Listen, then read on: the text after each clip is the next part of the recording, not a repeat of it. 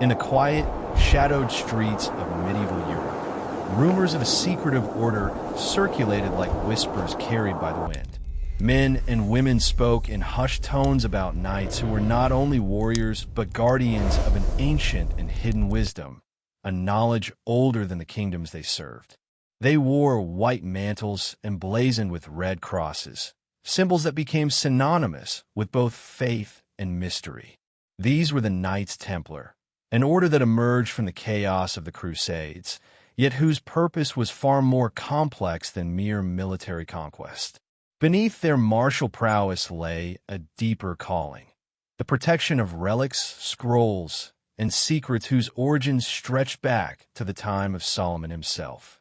The idea that men of flesh and blood could serve as custodians of knowledge that had survived millennia seemed almost impossible. Yet it was precisely this paradox that made the Templars so compelling and so feared. Their story begins not with battles or politics, but with a sense of destiny, a calling that drew them toward Jerusalem and the ruins of Solomon's temple.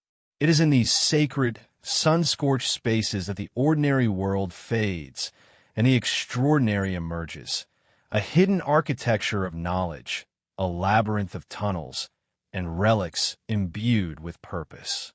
What they would uncover beneath the Temple Mount would not only transform the order, but also challenge everything history thought it knew about faith, power, and the pursuit of knowledge. The Templars were about to step into a world where every shadow hid a story, every stone whispered a secret, and the boundary between legend and reality became nearly imperceptible.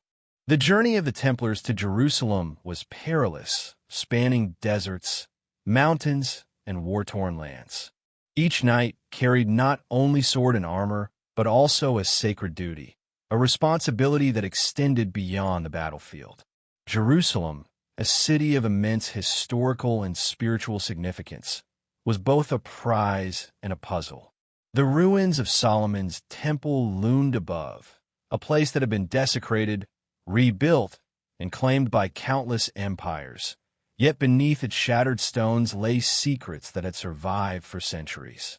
It was here that the Templars began to encounter a reality far more intricate than warfare or politics. They discovered tunnels, hidden chambers, and inscriptions in languages older than any they had studied. The city's stones seemed to resonate with encoded messages, symbols of a civilization whose wisdom had been carefully guarded. Every corner, every hidden niche suggested design and purpose. The Templars' initial curiosity soon became obsession, as they realized that the knowledge buried beneath the Temple Mount was not simply historical, but functional, teaching methods and philosophies preserved for the initiated. Their approach was meticulous, mapping the tunnels, cataloging inscriptions, experimenting with light and shadow, and testing the resonance of hidden chambers. Over time, the knights began to perceive that the temple itself was a vast repository of knowledge, a living system designed to reveal its secrets only to those who possessed both insight and dedication. Each discovery strengthened the sense that they were part of something greater than themselves, a continuity of wisdom that spanned generations and empires.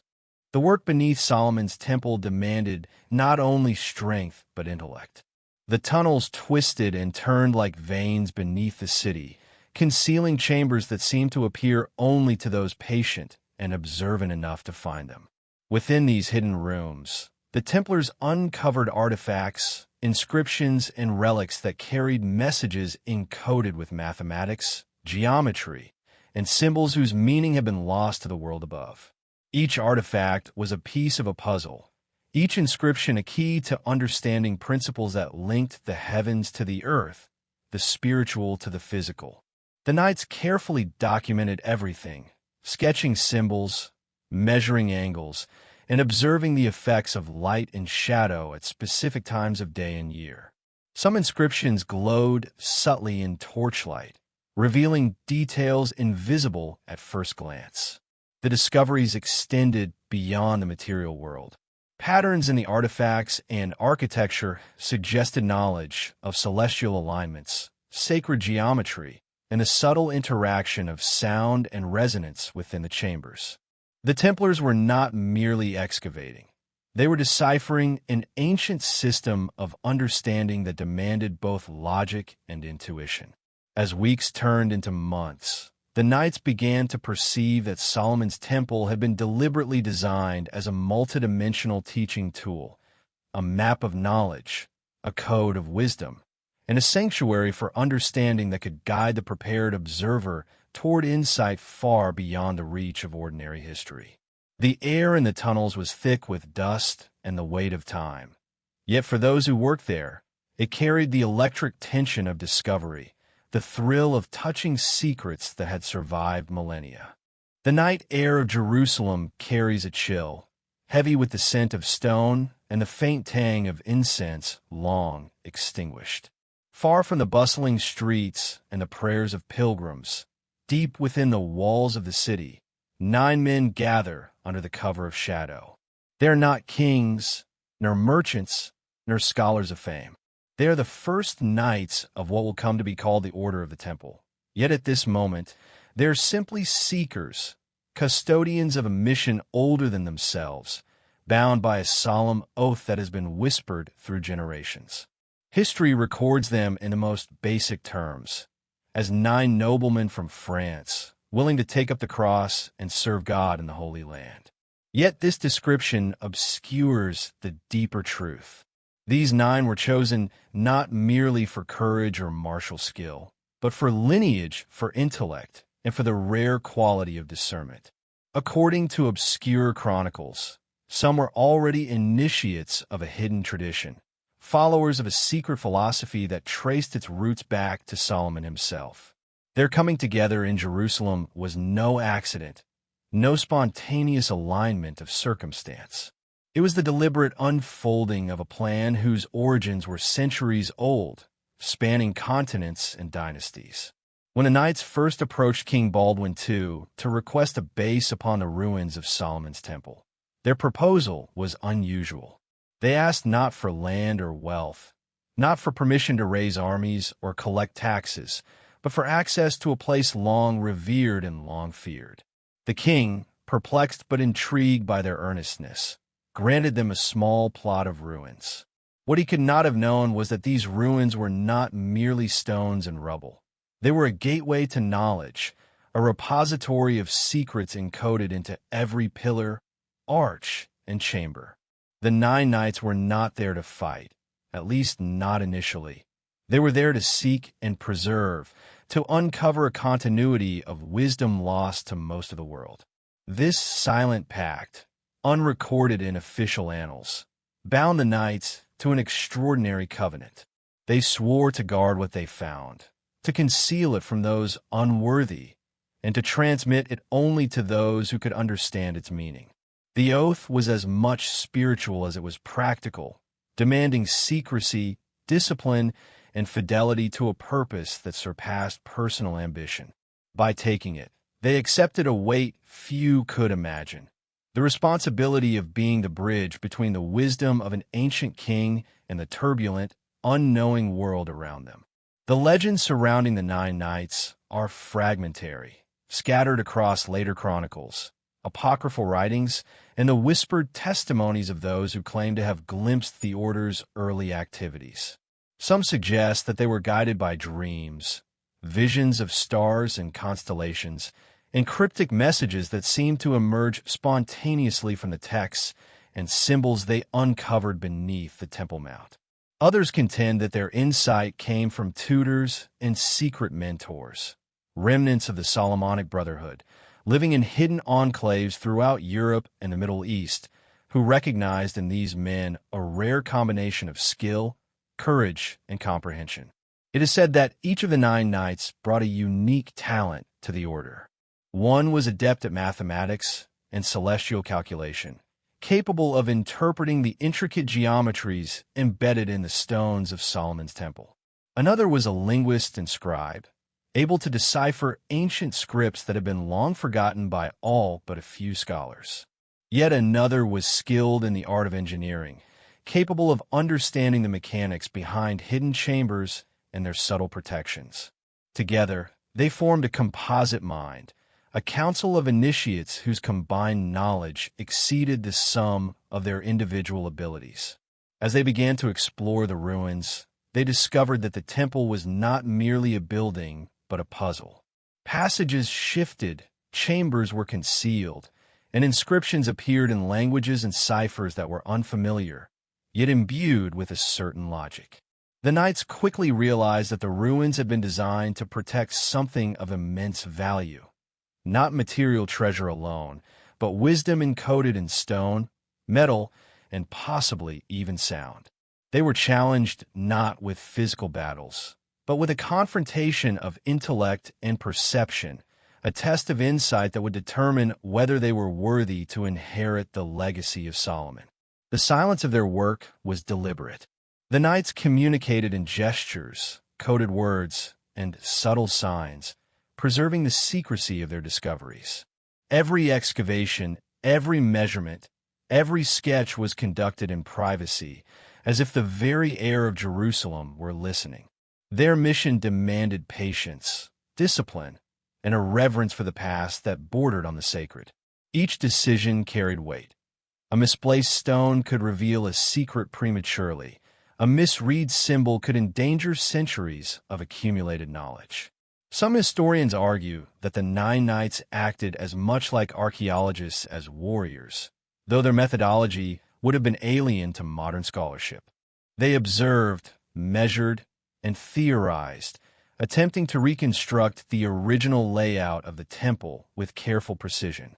They tested the alignment of walls, the angles of pillars, and the orientation of hidden chambers, often working at night to capture the effects of moonlight and the changing position of the sun. Their understanding of architecture and geometry grew with every discovery, revealing a sophistication that seemed far ahead of its time. Yet their work was not merely technical.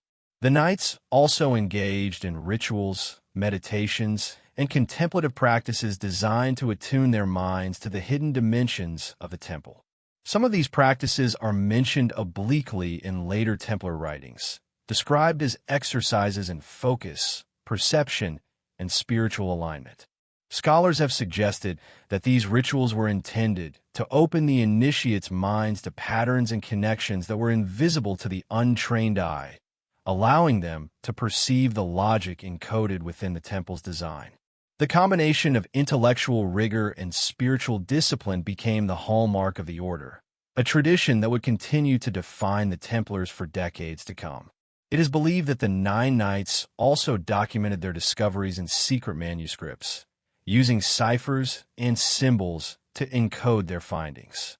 These records, carried discreetly to Europe, became part of a hidden corpus of knowledge that later influenced the construction of Templar churches, castles, and fortifications. The manuscripts were not meant for the uninitiated. They required a level of understanding cultivated through years of study and reflection. The knights recognized that knowledge, like power, could be dangerous if misused, and they took extraordinary measures to ensure that it was protected. The silent pact extended beyond their lifetime. Initiates who joined the order in later years were bound by the same covenant, to preserve the legacy of Solomon, to protect the knowledge from profane hands, and to use it in accordance with the principles of the brotherhood.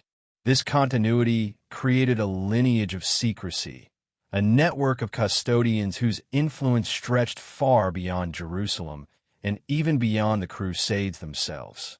It is in this way that the Templars became more than a military order. They were a living vessel for a tradition that had survived millennia. The legend suggests that the 9 knights also recognized the danger posed by the wider world. The church, the monarchs, and rival factions all possessed ambitions that could threaten their mission. Thus, secrecy was not merely a moral choice. It was a practical necessity. The knights operated in the shadows, their actions invisible to outsiders, their discoveries hidden in plain sight. They cultivated the appearance of a conventional military order while quietly pursuing the true purpose of their mission. Some accounts hint at a deeper, almost mystical dimension to their pact. The Knights were said to have undergone a form of initiation that symbolically connected them to the wisdom of Solomon, aligning their minds, hearts, and hands with a tradition that transcended time. The rituals, if they existed, may have involved meditation, recitation, and symbolic acts performed in the presence of the hidden chambers beneath the temple. These practices reinforced the bond between the knights and the ancient knowledge they sought to preserve, creating a unity that extended beyond mere human loyalty. Even as the world above Jerusalem engaged in crusades, sieges, and political maneuvering, the Nine Knights moved according to a different timeline. Their concern was not the immediate victories of armies, but the long-term preservation of a legacy that could influence generations. They were aware, perhaps instinctively, that their order's survival depended on discretion, patience, and fidelity to the silent pact. Every decision, every act of secrecy, every hidden record was a thread in a larger tapestry that would stretch across continents and centuries. In later years, when the Templars became renowned for their wealth, influence, and strategic brilliance, the origins of their power were obscured. Historians often attribute it to banking, military skill, or divine favor, but the deeper source lay in the knowledge and discipline passed down from these 9 founding knights. The silent pact they swore beneath the shadow of the Temple Mount formed the foundation of an order that would become legendary, a force capable of shaping events, constructing fortresses, and influencing the minds of kings, all while remaining largely invisible to the casual observer. The story of the 9 Knights reminds us that history is rarely simple. Public records, chronicles, and official accounts tell only part of the tale. Beneath these narratives lies a current of secrecy, of oaths, of knowledge preserved through courage, discipline, and an unwavering commitment to a mission that transcends the ordinary.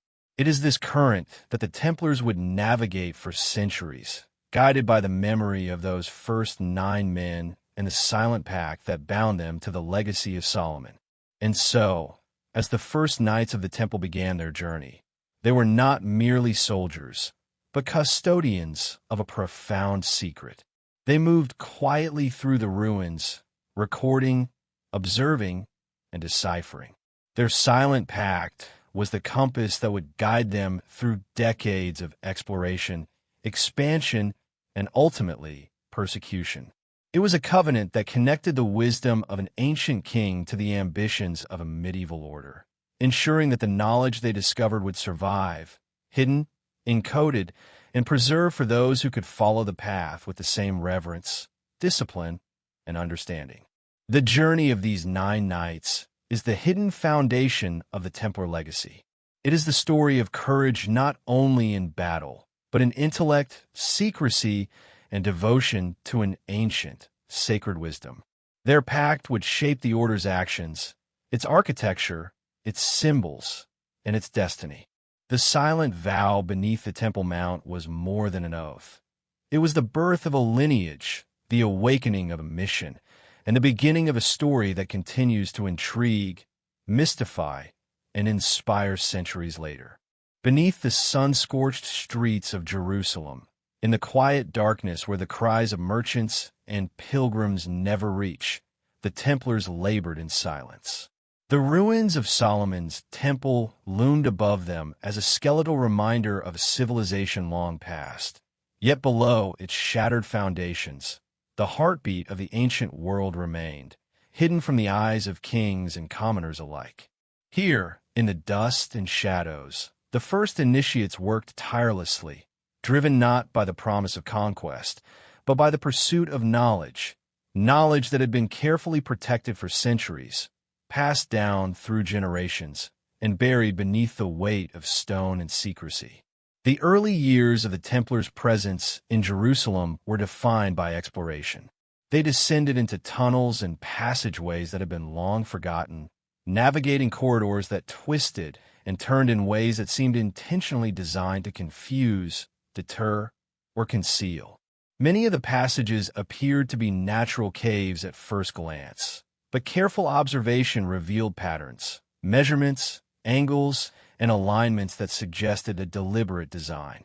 The knights moved slowly, cautiously, each step a test of perception and patience. The air grew cooler as they descended, and the faint, metallic scent of aged iron and minerals seeped from the walls. It was the smell of history, of time itself condensed into stone. In the early days, the Templars encountered objects and inscriptions that defied explanation.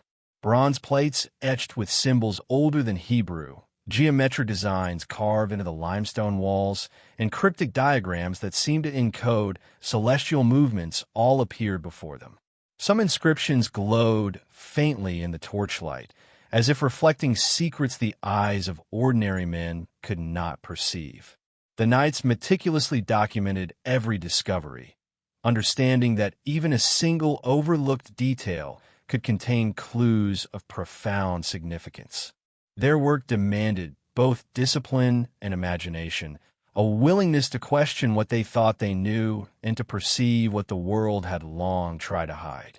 Among the most significant discoveries were hidden chambers, rooms sealed for centuries behind stones that seemed ordinary, but which, when aligned with shafts of light or shadow, revealed openings to spaces untouched by human hands. Within these chambers lay artifacts that seemed mundane at first, fragments of pottery, worn tools, and stone tablets etched with unknown symbols. Yet careful examination revealed their true purpose. Many were carriers of coded knowledge, instruments of study, or keys to interpreting the temple's complex layout. Some contained diagrams depicting star positions, sacred ratios, and architectural schematics far beyond the understanding of contemporary craftsmen. It became clear to the knights that Solomon had designed these spaces not merely as sanctuaries, but as repositories of knowledge, a curriculum encoded in stone, awaiting the right minds to decipher it. The Templars' work was painstaking. They developed a methodical approach, combining observation with experimentation. They mapped the tunnels, recording every turn and chamber with precise measurements, noting the angles of corridors, the height of ceilings, and the width of passageways. They experimented with light, moving torches to reveal hidden inscriptions, observing the interplay of shadow and illumination. They listened, too, for the faintest echoes, vibrations in stone that hinted at hidden recesses or concealed chambers. Every observation was catalogued, copied into manuscripts that would later be carried to Europe, ensuring the preservation of knowledge even if Jerusalem were lost. Perhaps the most astonishing discoveries were the inscriptions themselves. Some were written in languages that had vanished from the known world, others in codes that required years of study to interpret. These writings suggested a continuity of thought and practice that stretched back to Solomon's reign, hinting at a philosophical and spiritual tradition older than any contemporary religion. Certain symbols corresponded to celestial alignments, geometric principles, or metaphysical concepts. Some seemed to function as maps, not of the earth, but of knowledge, guiding the initiates through layers of understanding, from the mundane to the divine. The knights were not alone in their work. According to some accounts, certain local scholars and sages, themselves secret custodians of ancient knowledge, provided guidance. These mentors, often cloaked in anonymity, shared hints, corrected misinterpretations, and introduced the Templars to the subtle mathematics and symbolism embedded within the temple. The collaboration was delicate, conducted in secrecy to avoid the scrutiny of both religious authorities and local rulers who might have seen such knowledge as heretical or dangerous. As the years passed, the Templars developed routines that blended physical labor with intellectual investigation. Days were spent excavating, cataloging, and recording. Nights were dedicated to study and reflection, as the knights examined the artifacts, decoded inscriptions, and experimented with geometric and symbolic arrangements. They began to perceive patterns in the architecture that suggested intentional correspondences with the stars. Some chambers were aligned so that at solstices and equinoxes, shafts of sunlight would illuminate specific symbols or inscriptions, revealing hidden messages. Others created acoustic effects, amplifying whispers or resonant tones, hinting at an understanding of sound as a medium for sacred instruction. One of the more compelling discoveries involved the use of water and metal within the temple's design. The knights noted channels and basins, carved into stone with remarkable precision, which some believed were used for purification or ritual purposes. Others theorized that they were components of a hidden system for conducting sound or vibration, perhaps designed to enhance meditation or spiritual focus. Whatever the purpose, these elements reinforced the idea that the temple had been designed as an integrated system, combining architecture, geometry, astronomy, and ritual into a unified framework of knowledge. The Templars' work beneath the mount had consequences far beyond the immediate. Their meticulous studies allowed them to carry the principles of this ancient wisdom back to Europe, influencing not only their constructions but their approach to education, ritual, and governance. The use of geometric symbolism in Templar chapels, the orientation of castles, and the incorporation of celestial alignments can all be traced to insights first gleaned in the hidden chambers of Jerusalem. These discoveries, however, were guarded jealously. Only those who had taken the solemn oaths of the order could access the knowledge, ensuring that the wisdom of Solomon's temple remained protected from misuse. At times, the work took a psychological toll. The constant darkness, the isolation, and the weight of secrecy created an atmosphere of tension and contemplation. The knights developed rituals to maintain mental focus, including meditation, prayer, and symbolic enactments that reinforced their connection to the temple and its hidden knowledge. These practices, combined with the intellectual rigor demanded by their explorations, created a disciplined, almost monastic environment. The Templars became not only excavators and guardians, but scholars and mystics, embodying a fusion of martial discipline and spiritual inquiry that was unique in the medieval world. As discoveries accumulated, the knights began to perceive a larger pattern, a system of knowledge that connected architecture, mathematics, astronomy, and ritual into a coherent framework.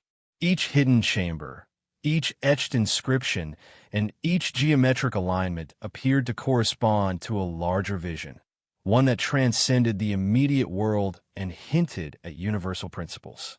The knights realized that they were not merely uncovering artifacts. They were deciphering a philosophy, a blueprint of understanding designed to guide those with the insight to interpret it. This realization transformed the Templars' approach. Excavation alone was no longer sufficient.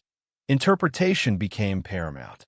They spent long hours in discussion, comparing notes, theorizing about the purpose of inscriptions, and experimenting with light, shadow, and sound to uncover hidden correspondences. The work was meticulous and methodical, yet it also required intuition, imagination, and a willingness to perceive beyond the obvious.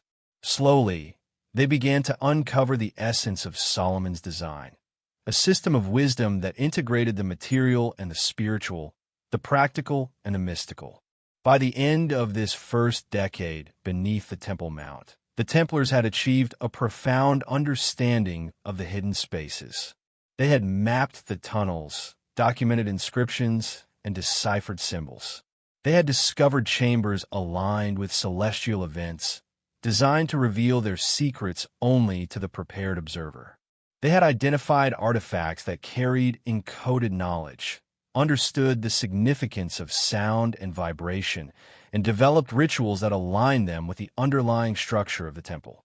In doing so, they transformed themselves from warriors into custodians of an extraordinary legacy. The work beneath the mount was only the beginning. The knowledge they had uncovered would shape the order's development, guiding their architecture, ritual, and philosophy for decades to come. It was a discovery that transcended the material world, connecting them to a tradition that predated kingdoms, religions, and empires. In their hands, the Templars became more than knights. They became stewards of an ancient wisdom, guardians of a secret that, if revealed too soon, could alter the course of history itself. Beneath the ruins of Solomon's Temple, in the quiet, dust-choked corridors where sunlight never penetrates, the Templars discovered more than architectural marvels or hidden passages. They uncovered objects whose significance defied ordinary understanding, relics that seemed to carry the weight of centuries, and whose presence hinted at knowledge, power, and secrets far beyond the comprehension of most men. These artifacts were not merely ceremonial. They were vessels of information, encoded symbols, and tangible links to a past that had been deliberately concealed from the world. Among the first discoveries were small, intricately carved tablets made of stone and metal. Some bore inscriptions in languages that were almost forgotten: Proto-Hebrew, Phoenician, and characters whose meaning had vanished even to the scholars of Jerusalem. The symbols were precise, repeated in patterns that suggested mathematical or astronomical significance.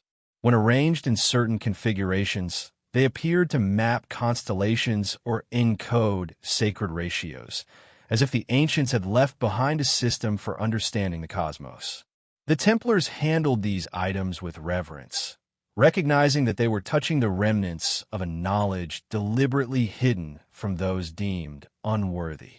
In addition to the tablets, the knights discovered objects that seemed almost ordinary at first glance, but revealed deeper significance under careful study. Small metal implements, vessels, and containers were often engraved with intricate designs, some geometric, some symbolic, and some almost pictographic. These items were never meant to be seen casually. They were teaching tools, keys to a system of understanding that combined ritual, philosophy, and science. One artifact, a simple bronze disc, appeared to correspond precisely to the movement of the sun across the solstices, suggesting an awareness of astronomy that predated much of recorded medieval knowledge. The Templars, trained as warriors, were suddenly required to become scholars, astronomers, and philosophers, deciphering codes older than their faith, older than their civilization. Perhaps most remarkable were the objects that seemed to carry a spiritual resonance. Certain relics produced a subtle effect on perception.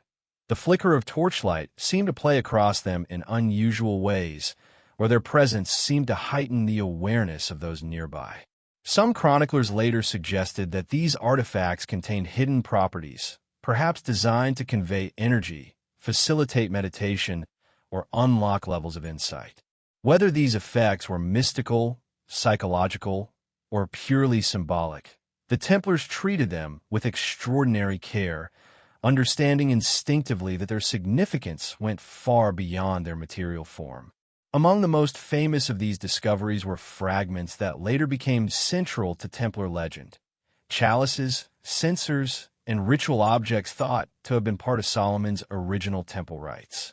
While contemporary scholars debate the authenticity of these claims, it is clear from Templar records that such objects were treated as sacred, imbued with meaning, and carefully hidden or carried to Europe in secret.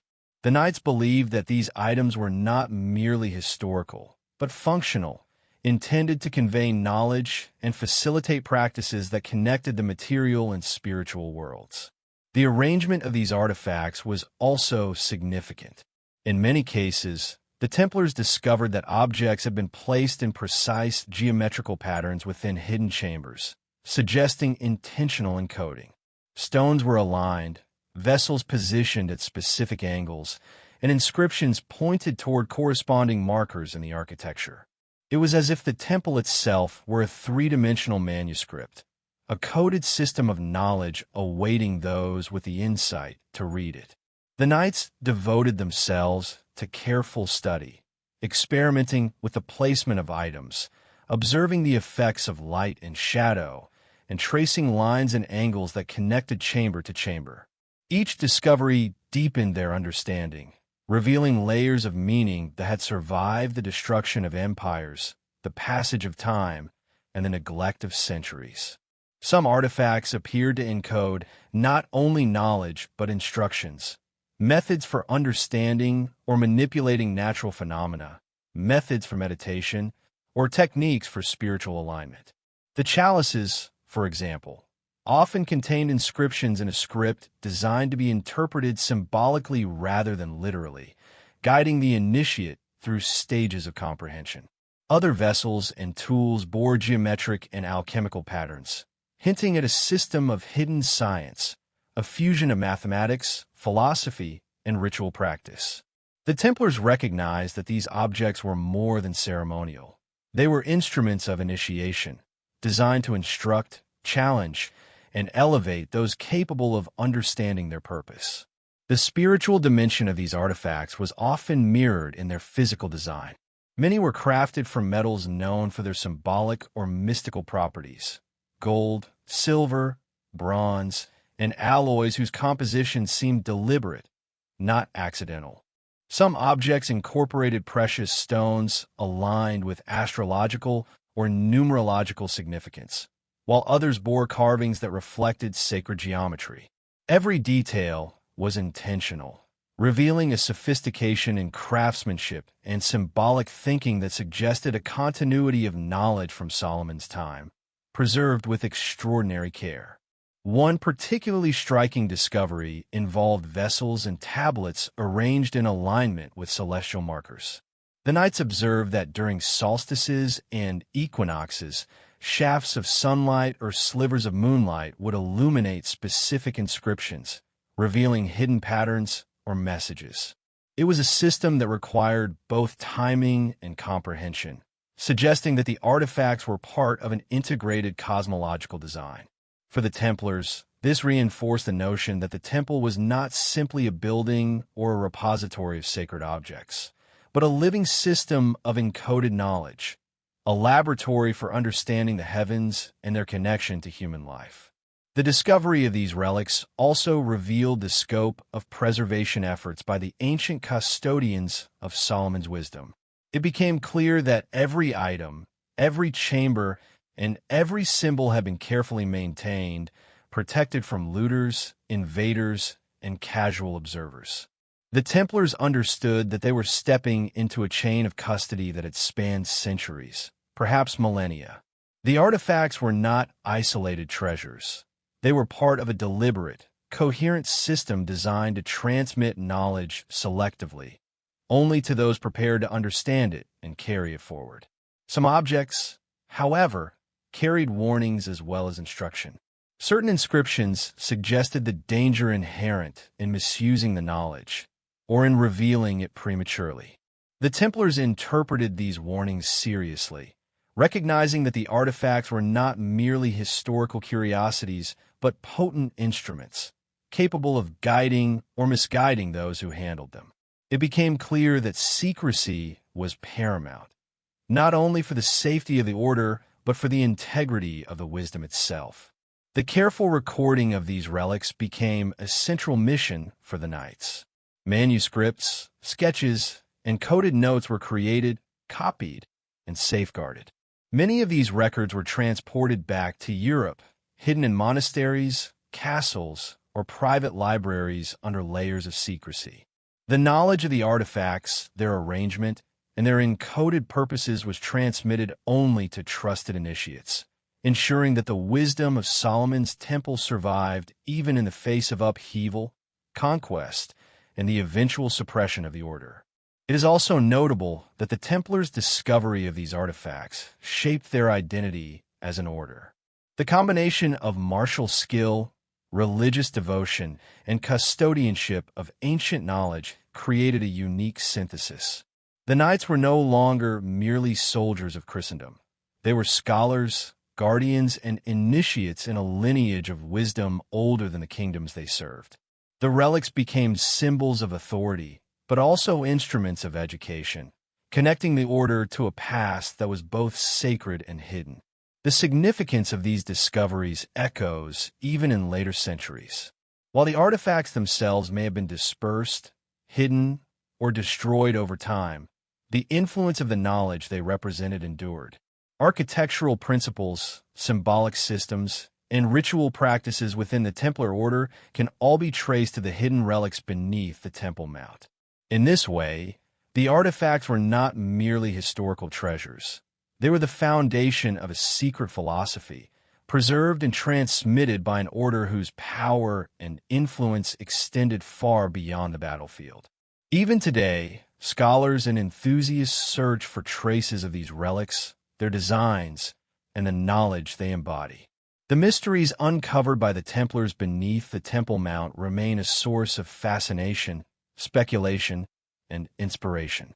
They hint at a civilization of knowledge, a hidden continuity that survived destruction and time, and a legacy that challenges our understanding of history, religion, and the interplay between the material and spiritual worlds.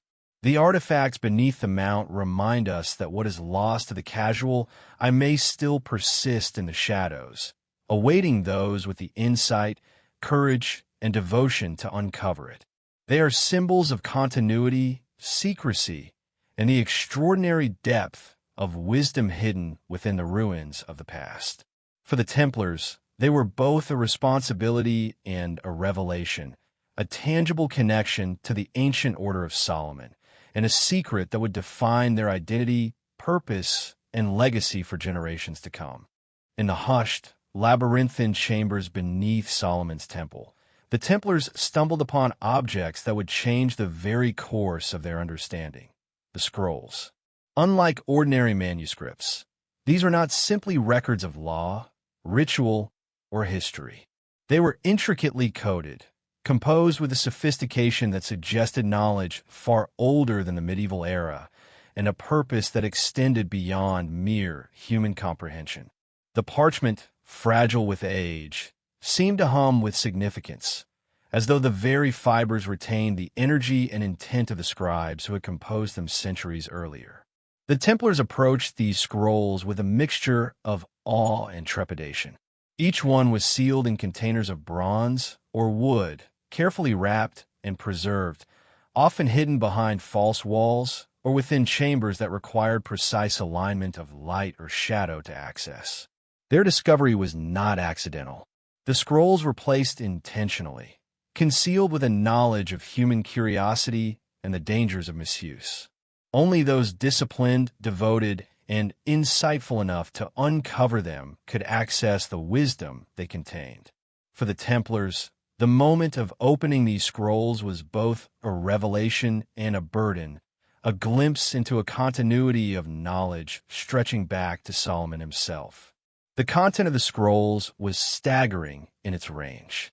Some were genealogical records, tracing lineages and bloodlines that were deliberately obscured from mainstream history. Others contained prophecies, predictions of upheavals, the rise and fall of kingdoms, and the movements of leaders whose fates would alter the course of nations.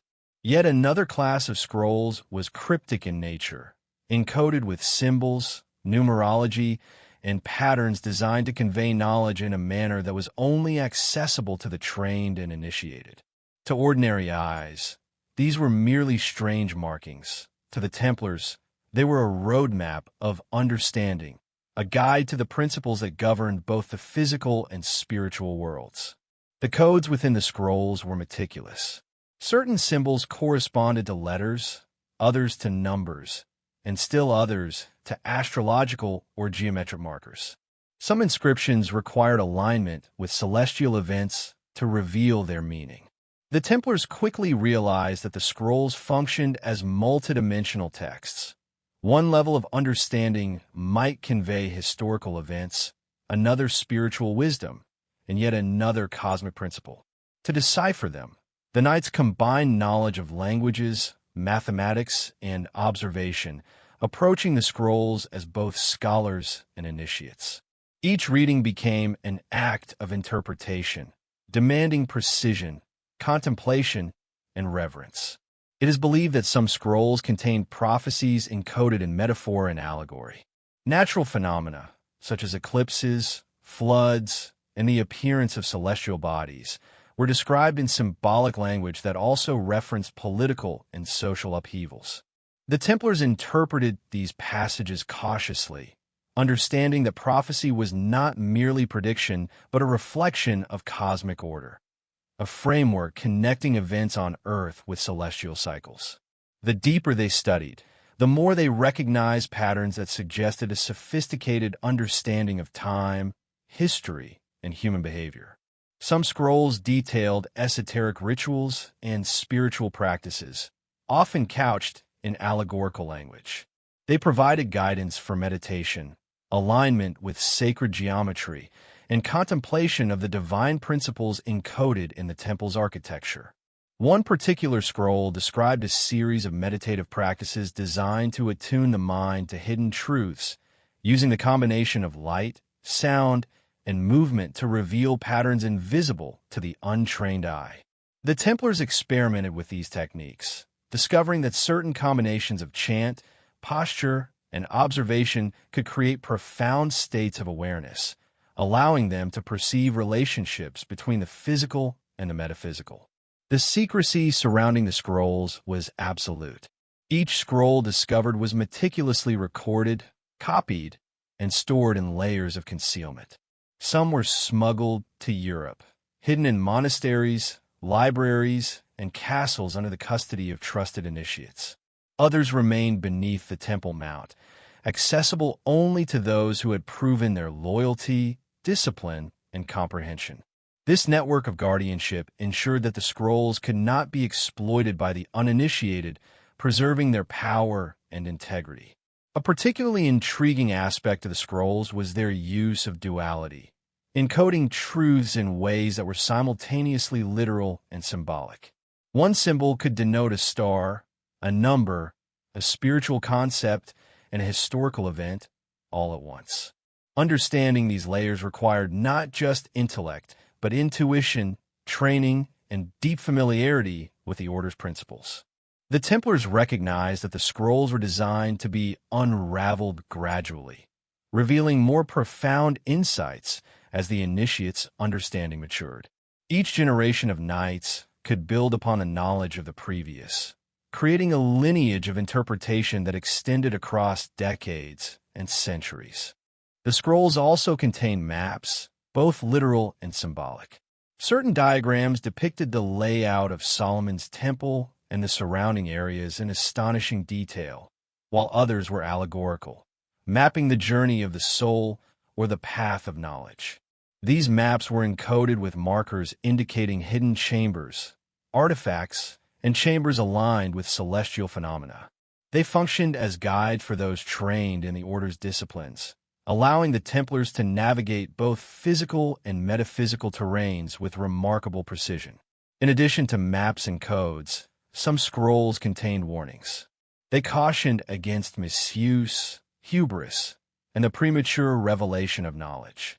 These warnings suggested that the wisdom preserved within the scrolls could be both powerful and dangerous, capable of influencing not only individual lives but the course of nations. The Templars, recognizing the gravity of this responsibility, reinforced their oath of secrecy, understanding that the consequences of misinterpretation or exposure could be catastrophic. The process of deciphering the scrolls was not merely intellectual.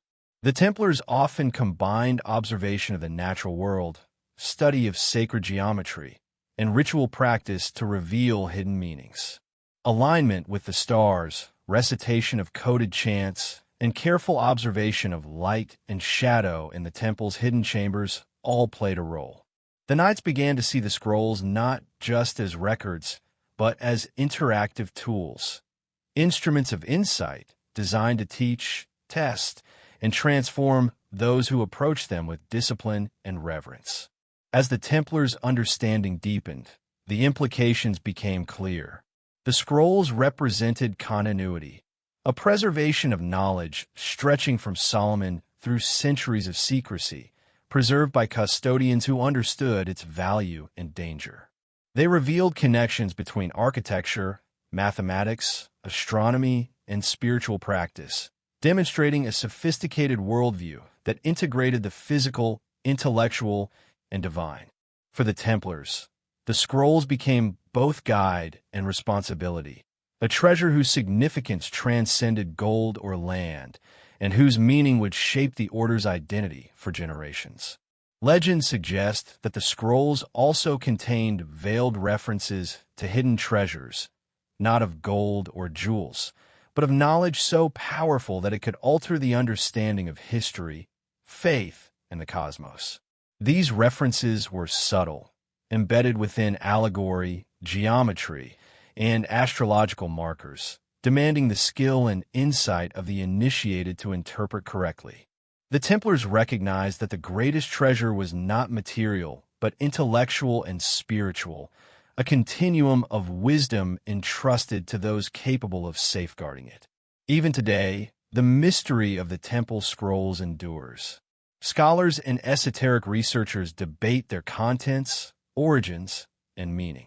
Some argue they contained nothing more than mystical speculation or allegory, while others assert they preserved a genuine and ancient system of knowledge. Regardless, for the Templars, these scrolls were transformative, defining their mission, guiding their rituals, and shaping their understanding of the hidden architecture of the world.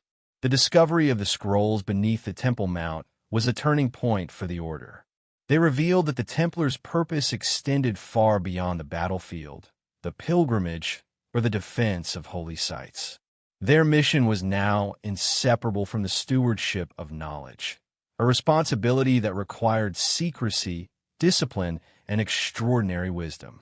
The scrolls linked them directly to Solomon's legacy, creating a lineage of guardianship that would endure even in the face of centuries of persecution, conflict, and the eventual dissolution of the Order. Through these scrolls, the Templars glimpsed the extraordinary vision of a king who had sought to encode the laws of heaven within the stones of the earth. The Knights' devotion to uncovering, understanding, and preserving this wisdom became the defining feature of their Order, an invisible thread connecting the past, present, and future.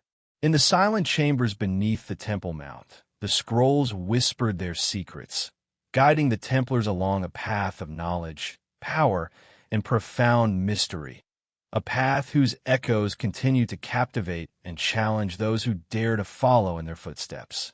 Deep within the hidden chambers of Solomon's Temple, the Templars began to recognize a dimension of knowledge that was invisible to the casual observer. Beyond the scrolls, the relics, and the architectural marvels, there existed a language of secrecy, a ciphered system of writing, symbols, and codes designed not merely to record information, but to conceal it from uninitiated eyes. The walls themselves seemed to whisper in this hidden tongue, the inscriptions subtly different from one chamber to the next, a network of messages waiting to be deciphered.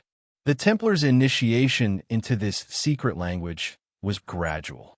At first, the symbols appeared as nothing more than curious markings, scattered etchings, or ornamental motifs. But over time, the Knights discerned patterns, repetitions, alignments, and correlations that suggested intentional encoding. They realized that the temple was, in essence, a manuscript carved in stone, a multidimensional document whose meaning could not be understood by simple observation. Every angle, every shadow, and every placement of a symbol could alter its interpretation. The work of the Knights became an intricate dance of perception, logic, and intuition, demanding both intellect and spiritual sensitivity. Some of the earliest codes they encountered were numerical. Symbols were assigned numerical values, forming sequences that corresponded to celestial events, geometric ratios, or historical dates. Others were linguistic, a kind of shorthand that compressed complex concepts into single characters or combinations of marks. Certain symbols were designed to function on multiple levels simultaneously, one level representing a historical fact, another a spiritual principle, and yet another a philosophical insight. The challenge was not simply to read the symbols, but to perceive the intended layer of meaning, a task requiring training, patience, and the guidance of experienced initiates. The Templars also discovered that the codes could interact with one another, creating a web of interlocking messages. One symbol might point to a corresponding symbol in a distant chamber.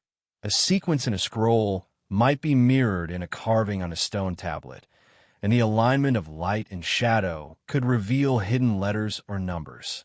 These ciphers were not merely protective measures. They were educational tools designed to test comprehension, encourage reflection, and guide the initiates toward deeper levels of understanding. In essence, the temple was both a library and a classroom, and the cipher was the key to unlocking its lessons. The cryptic writings often contained references to celestial patterns. Stars, planets, and the cycles of the moon were encoded in combinations of letters and numbers, suggesting a sophisticated understanding of astronomy and its symbolic significance. The Templars observed how light entering specific chambers during solstices or equinoxes would illuminate particular symbols, revealing hidden sequences or instructions. This integration of observation, calculation, and symbolic interpretation demonstrated an extraordinary level of design, one that connected the heavens to the temple's architecture and the knight's perception of sacred knowledge. Some ciphers were linguistic puzzles.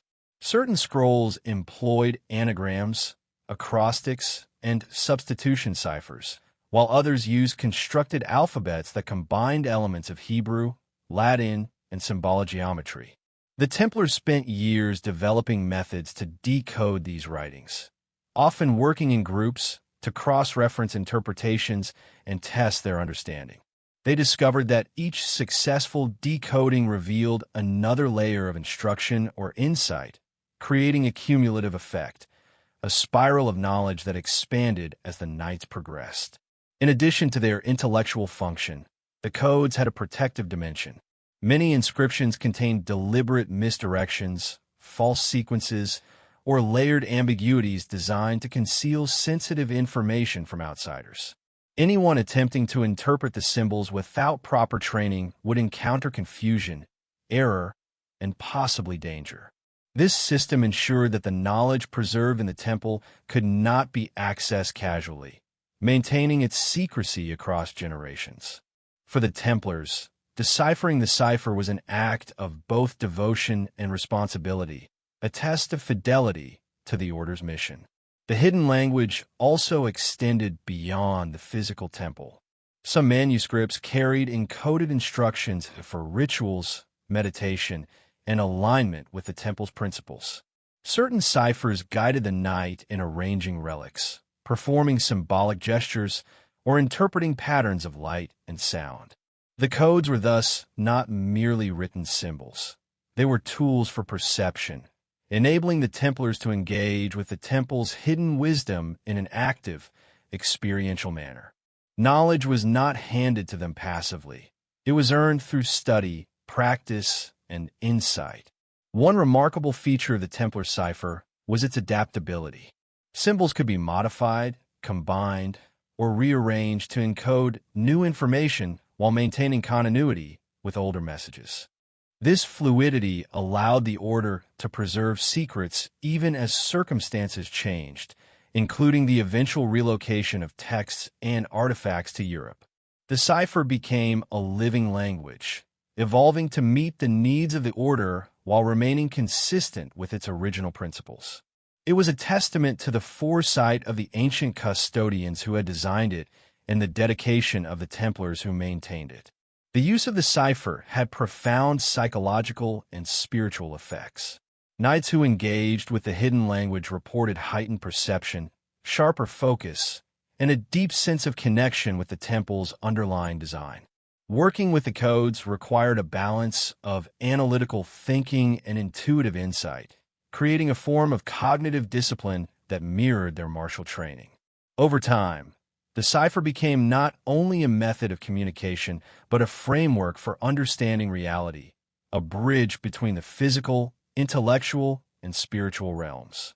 The Templars also recognized that the cipher served as a link between generations. Knowledge encoded in symbols, numbers, and geometry could survive even when scrolls were destroyed, chambers sealed, or artifacts lost. The hidden language ensured continuity, enabling future initiates to access the wisdom of the temple even in times of upheaval or persecution. It was a safeguard against the erosion of memory, a way to preserve the essential truths of Solomon's legacy beyond the reach of ordinary historical record. The deeper the knights delved, the more they realized that the cipher was not just a tool, but a worldview. It reflected a belief in the interconnectedness of all things: geometry, astronomy, human action, and divine order. Each symbol, each sequence, each alignment was a node in a larger network of meaning, a system designed to teach perception, discipline, and the responsible use of knowledge. The temple itself, the relics, the scrolls, and the coded writings formed a cohesive whole, a multidimensional manuscript that could only be comprehended by those who approached it with reverence, intellect, and devotion. Some chronicles suggest that the cipher even hinted at greater secrets: the locations of hidden artifacts, the preservation of sacred bloodlines, and the continuity of knowledge through subsequent generations. While much of this remains speculative, the presence of deliberate ambiguity and layered meanings suggests that the designers of the cipher intended it to be both protective and revelatory, a means of guiding the worthy while shielding the uninitiated. For the Templars, this reinforced their role as custodians, responsible not only for discovery, but for discernment and judgment. The work with the cipher was painstaking and often dangerous. A single misinterpretation could lead to false conclusions, wasted effort, or exposure of the Order's secrets. Knights dedicated themselves to constant verification, collaboration, and reflection, understanding that the stakes were not merely intellectual but existential. The hidden language demanded discipline, patience, and moral integrity, qualities that the Order cultivated rigorously among its members. Over time, mastery of the cipher became a defining feature of the Templar identity. Knights trained in its use were entrusted with sacred responsibilities: decoding messages, instructing new initiates, arranging relics, and interpreting the alignment of chambers and inscriptions. The hidden language was both a privilege and a test, a continuous reminder that the Order's mission extended beyond the battlefield, beyond politics, and beyond mere devotion to Christendom. Their true purpose lay in the preservation and understanding of a wisdom older than kingdoms, older than empires, and older even than the stones of Solomon's temple itself. The legacy of the Templar cipher endures. Scholars, cryptographers, and esoteric researchers continue to speculate on its structure, content, and significance. While much of it may have been lost or deliberately destroyed, the principles of encoded knowledge, layered meaning, and multidimensional interpretation remain a testament to the sophistication of the Order. In the silent chambers beneath the Temple Mount, the echoes of this hidden language still whisper, a reminder of the knights who devoted their lives to understanding, preserving, and protecting a secret too profound to be revealed lightly. Through their mastery of the cipher, the Templars ensured that the wisdom of the temple could survive centuries of upheaval, persecution, and oblivion. The hidden language became a bridge, connecting past to present, initiation to understanding, and the visible world to the invisible currents of knowledge that shaped it. In this, the knights were more than warriors. They were guardians of a legacy, interpreters of a hidden reality, and stewards of a truth whose significance transcended the limits of ordinary history. Even today, the legacy of the Templars lingers quietly in the streets, squares, and hidden corners of Europe, often unnoticed by those who walk past. Their presence, once overt and commanding, has been transformed into subtle hints, traces of a powerful order that was far more than it seemed.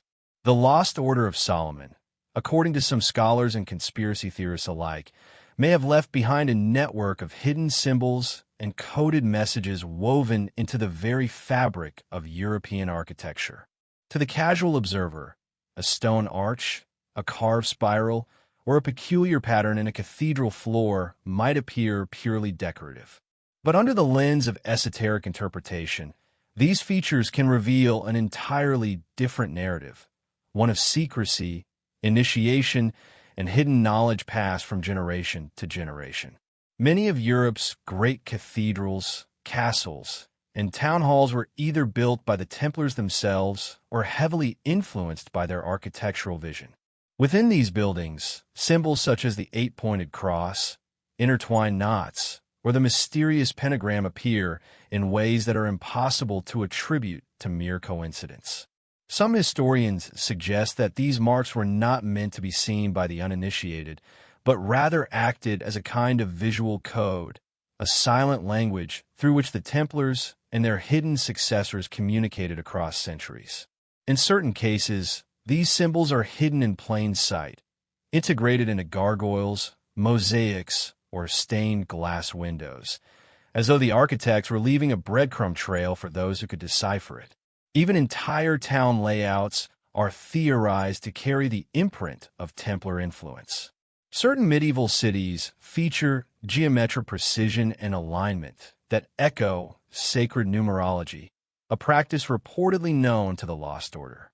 Streets, squares, and churches align with the solstices or cardinal directions, subtly encoding information about celestial events, sacred rituals, or even the locations of hidden treasures. To the modern eye, these alignments might seem coincidental, but the precision and repetition across various locations hint at a deliberate pattern, a network of encoded knowledge waiting to be discovered. One fascinating example lies in the labyrinthine corridors of the old city of Carcassonne in southern France. While tourists marvel at its medieval charm, some researchers note symbols carved into the walls and the positioning of gates that seem to reflect an esoteric blueprint rather than practical defense. Similar claims have been made in places like Rosslyn Chapel in Scotland, where intricate carvings depict everything from strange geometric forms to figures that some interpret as alchemical symbols or references to lost Templar rituals. Could these structures and carvings be messages from the Lost Order, preserved for centuries until someone attuned enough comes along to understand them? Hidden manuscripts also reinforce this idea. Certain Templar documents, recovered from private collections or discovered in monasteries, hint at secret knowledge encoded in maps, inscriptions, and building plans. These are not always straightforward. Many are cryptic, filled with symbols whose meaning has been lost or deliberately obscured. For those who believe in the continuity of the Lost Order, these artifacts suggest that the Templars were not just knights or bankers, but keepers of a coded legacy, carefully embedding their teachings in structures meant to survive time itself. There are even accounts of physical markers in rural landscapes, such as megaliths, stone circles, or ancient roads that seem to trace invisible lines connecting key locations. Some researchers argue that these markers were part of a grander system, a terrestrial map pointing to sacred sites, treasures, or locations of historical significance to the Order of Solomon. While skeptics dismiss these claims as imaginative overlay, the repeated patterns and consistencies across regions make them difficult to ignore entirely. What makes this particularly compelling is the intentionality behind the Templar approach. Unlike ordinary builders, they were trained in symbolism, mathematics, and sacred geometry. Their education combined religious instruction with practical knowledge in construction, navigation, and observation of the heavens. For the Lost Order, hiding messages in stone or urban layouts was not merely an exercise in vanity. It was a way to protect knowledge from prying eyes while ensuring it could survive in encoded form until the right person, the right initiates, could unlock it. And so, the evidence, subtle though it may be, invites a reconsideration of history itself. The streets we walk, the cathedrals we admire, and the ruins we explore may all carry whispers of a secret order, carefully guiding those attuned to its presence. Each spiral, cross, or hidden emblem could be a testament to the enduring intellect and cunning of an organization that refused to vanish entirely. Perhaps the lost Order of Solomon never disappeared. It simply transformed its legacy, hiding it in plain sight, challenging the curious to uncover what has been protected for centuries. Through these hidden symbols and architectural clues, the Templars, or their successors, achieved a kind of immortality, not through records or monuments alone, but by embedding their essence into the very landscapes and cities that continue to host the bustling life of ordinary people. Every unexplained symbol, misaligned stone, or unusual carving carries the potential to unlock stories of a world that existed parallel to the history we think we know, a secret world where the lost Order of Solomon quietly preserved the wisdom of centuries. The rituals and mystical practices of the Templars have long been shrouded in mystery, obscured by centuries of rumor, suppression, and fear. Yet, according to esoteric scholars and some surviving manuscripts, the lost Order of Solomon carried these practices to a new level, a form of knowledge that blended spirituality, alchemy, and secrecy into a single discipline path. These rituals were not mere ceremonies. They were intended to transform the individual, to open the mind to hidden truths, and to connect the initiate with a continuum of ancient wisdom stretching back to King Solomon himself.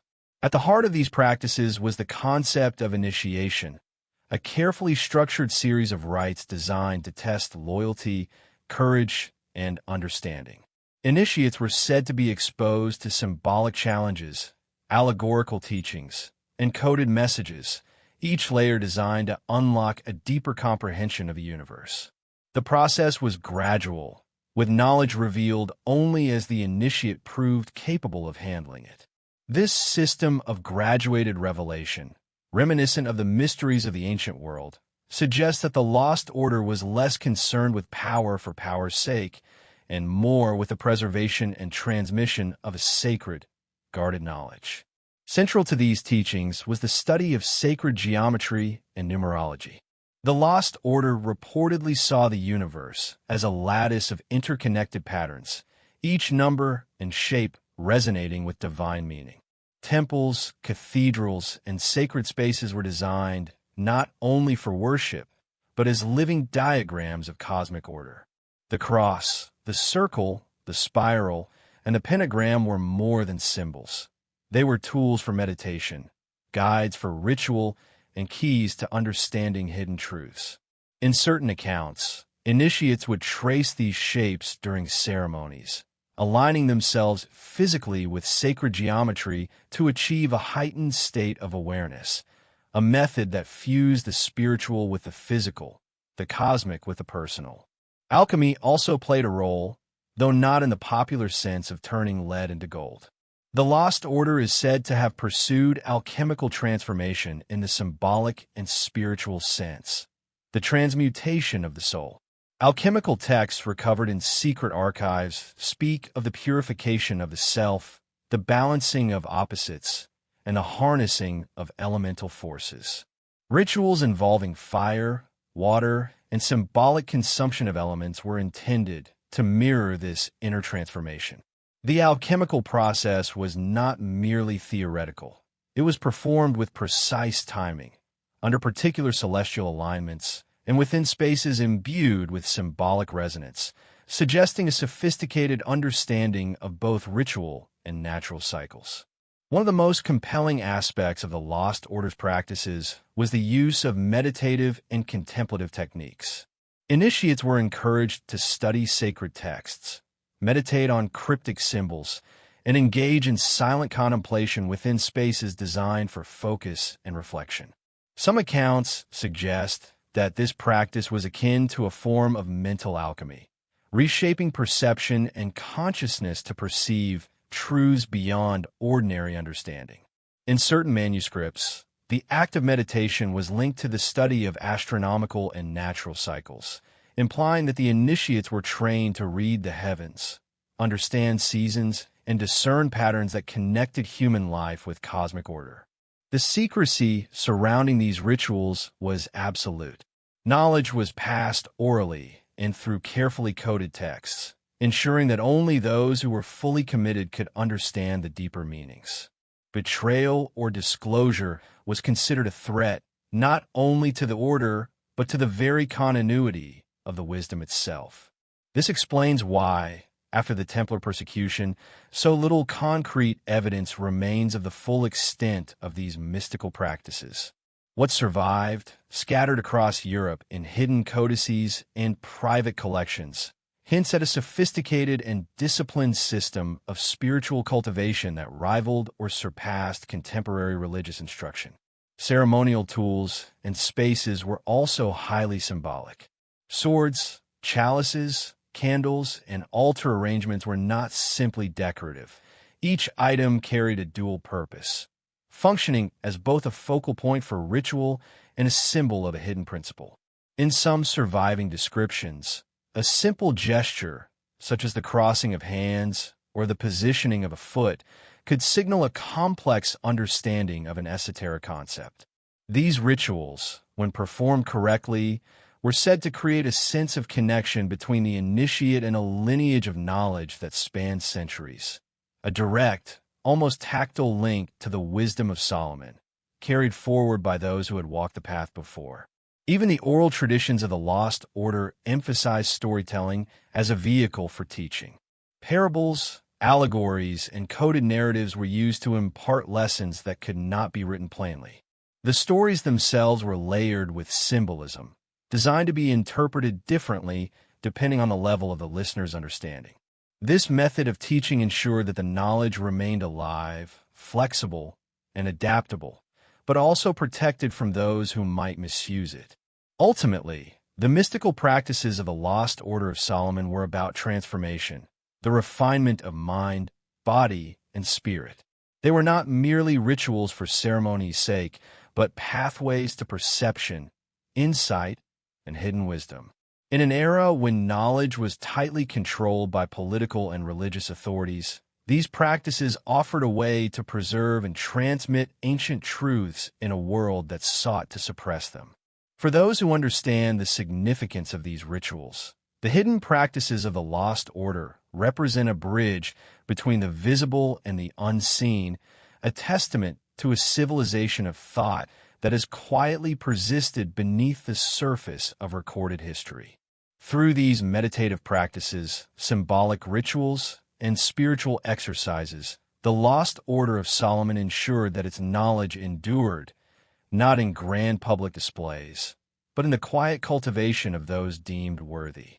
Even now, centuries later, the echoes of these practices linger in hidden corners, in manuscripts, and in the subtle alignments of sacred architecture.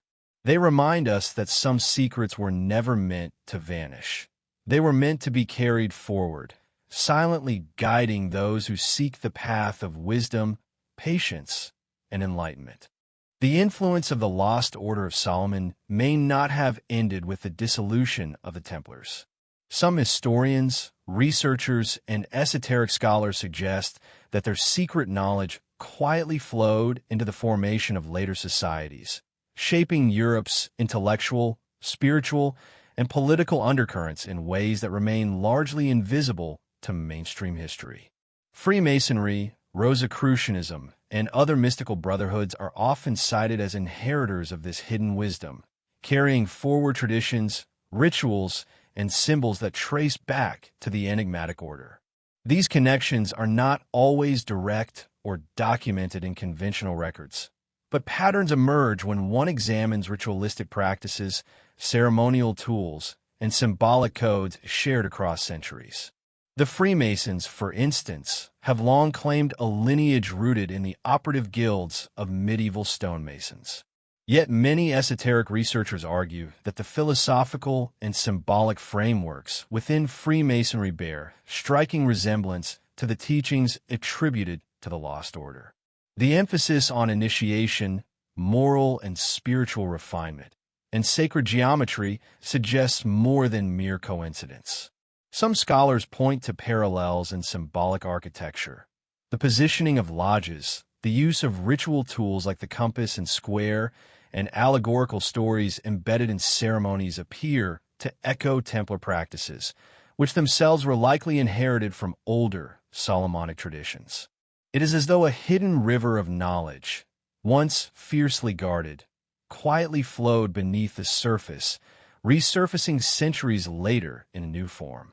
Similarly, the Rosicrucians, emerging in the early 17th century, described secret teachings, alchemical practices, and mystical knowledge that seemed to mirror the esoteric methods of the Lost Order.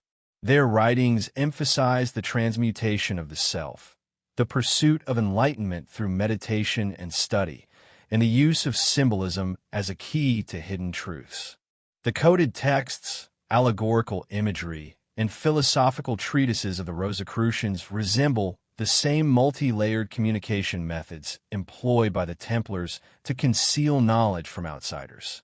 Some researchers even suggest that certain Rosicrucian rituals may have been adapted from surviving fragments of Templar ceremonial practice, passed down through hidden channels over generations. The continuity of these teachings suggests a deliberate effort to preserve knowledge that powerful institutions, monarchs, popes, or inquisitors sought to suppress.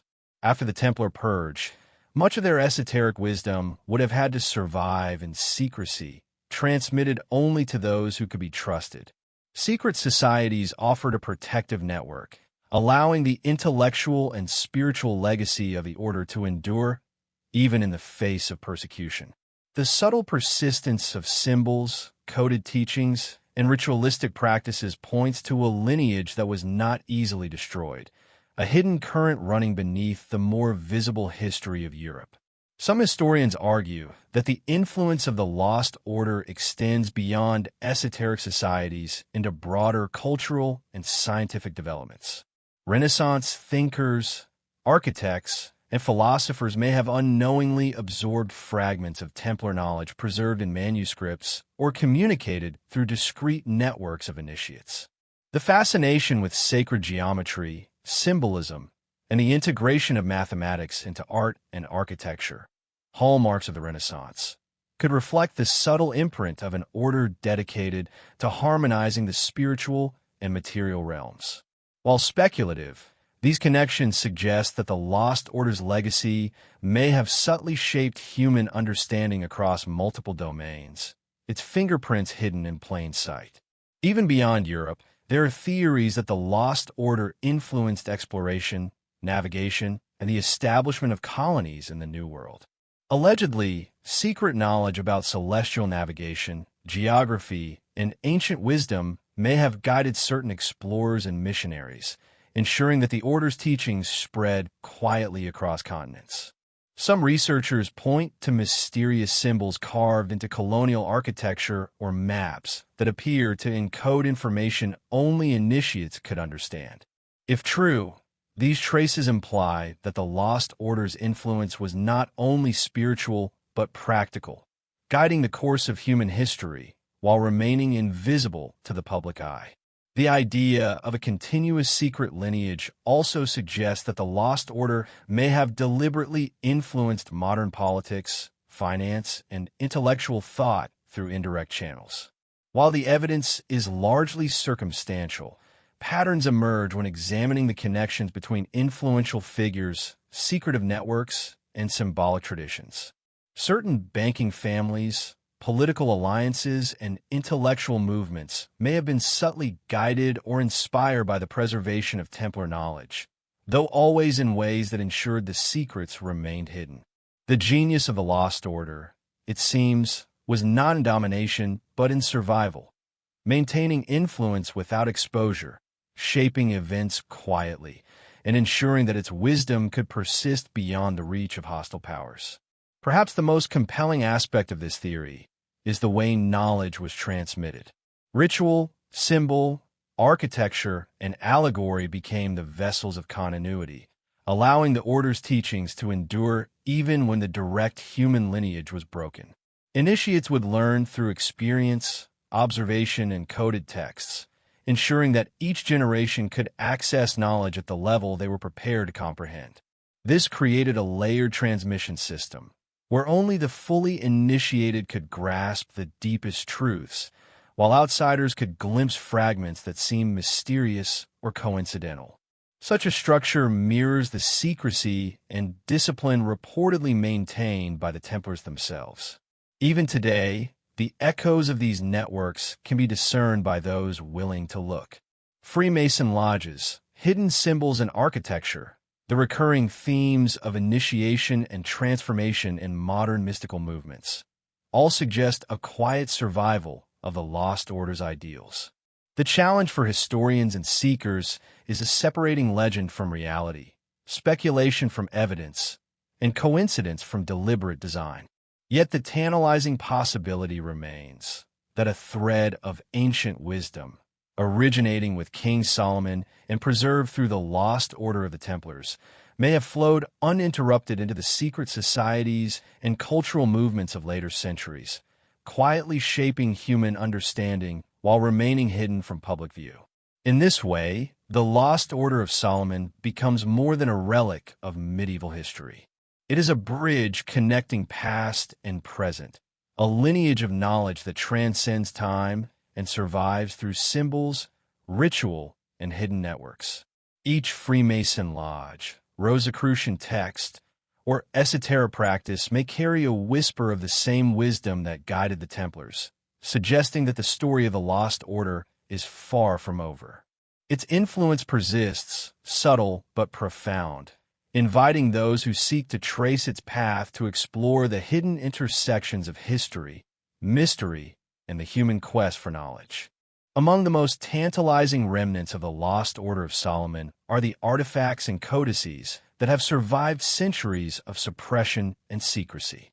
These items, scattered across private collections, monasteries, and hidden archives, carry silent testimony to a civilization of thought that deliberately avoided the light of history while ensuring its own survival.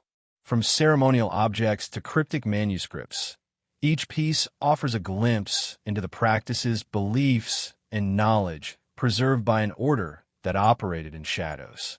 Their presence suggests not only sophistication and intent, but also a meticulous effort to hide sacred knowledge in forms that could endure time without revealing its full meaning. Codices, in particular, offer some of the most compelling evidence of the order's existence. Many are handwritten in archaic scripts, filled with diagrams, symbols, and marginal notes whose meaning has been lost to modern scholars. Some codices include geometric patterns, alchemical instructions, and cryptic theological arguments that seem designed to challenge comprehension. These texts were not intended for casual reading.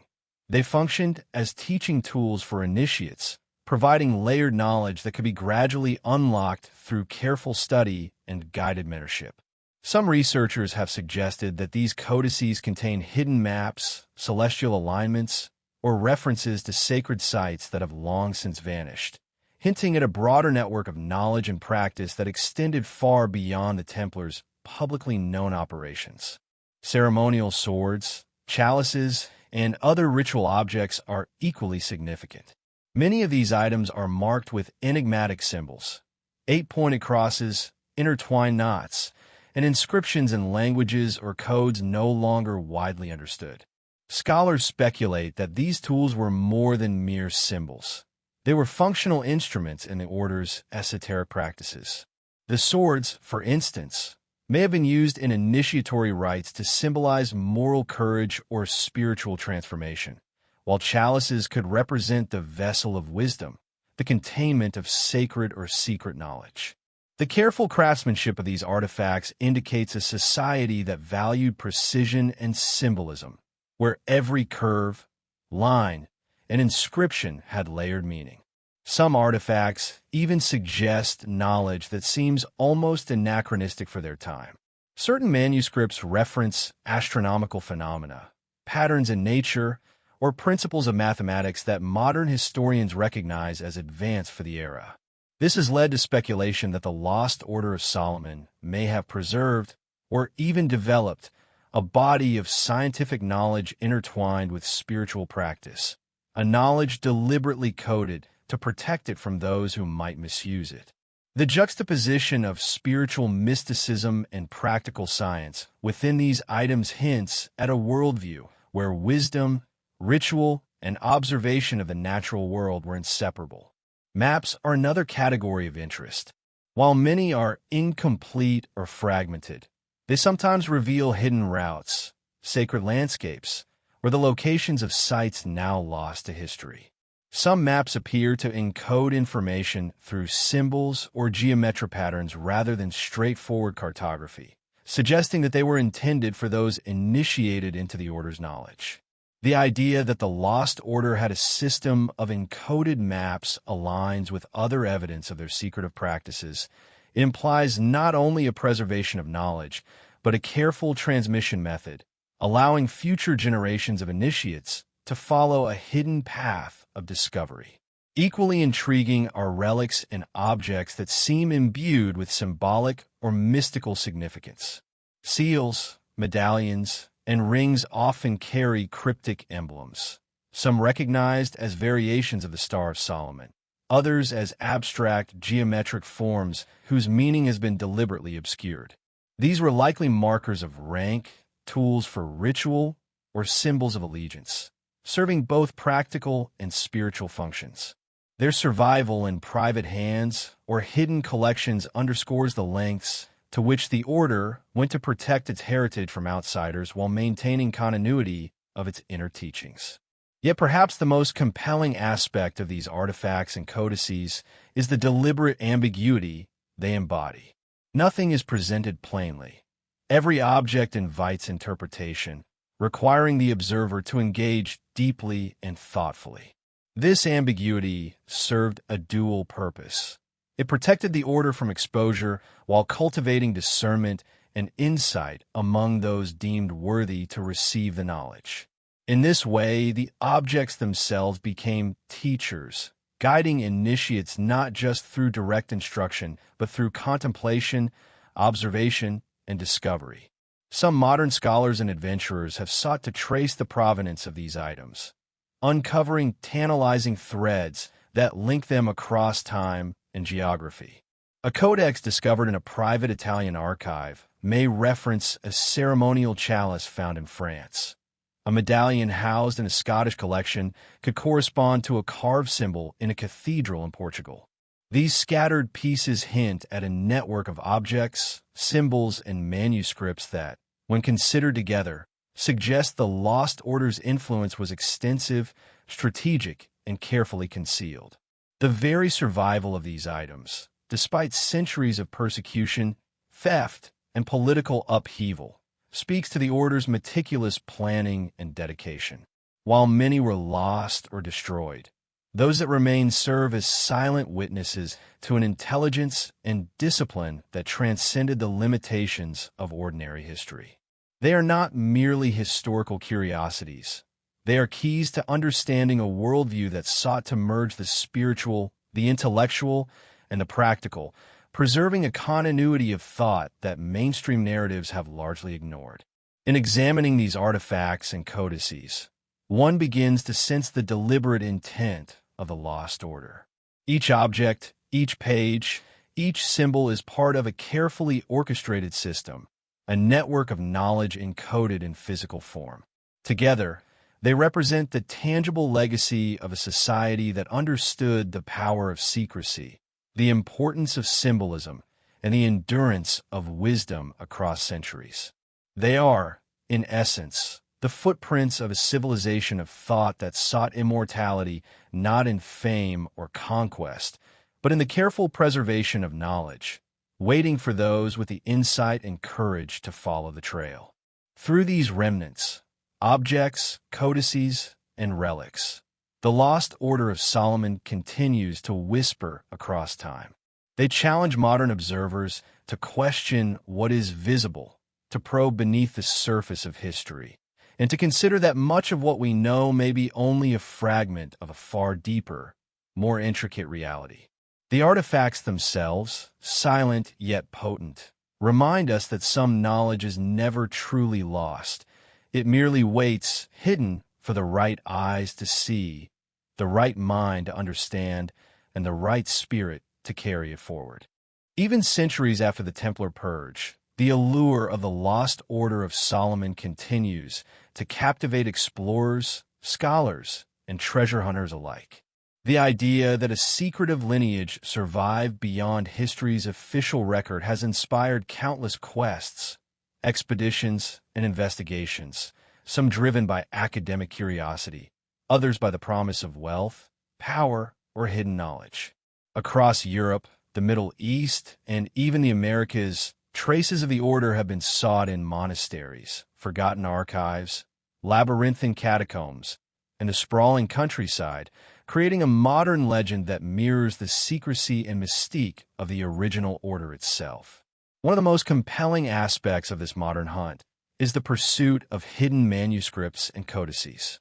Many of these texts, long rumored to exist, are said to contain ritual instructions, maps to sacred sites, or esoteric knowledge preserved by the order for initiates alone.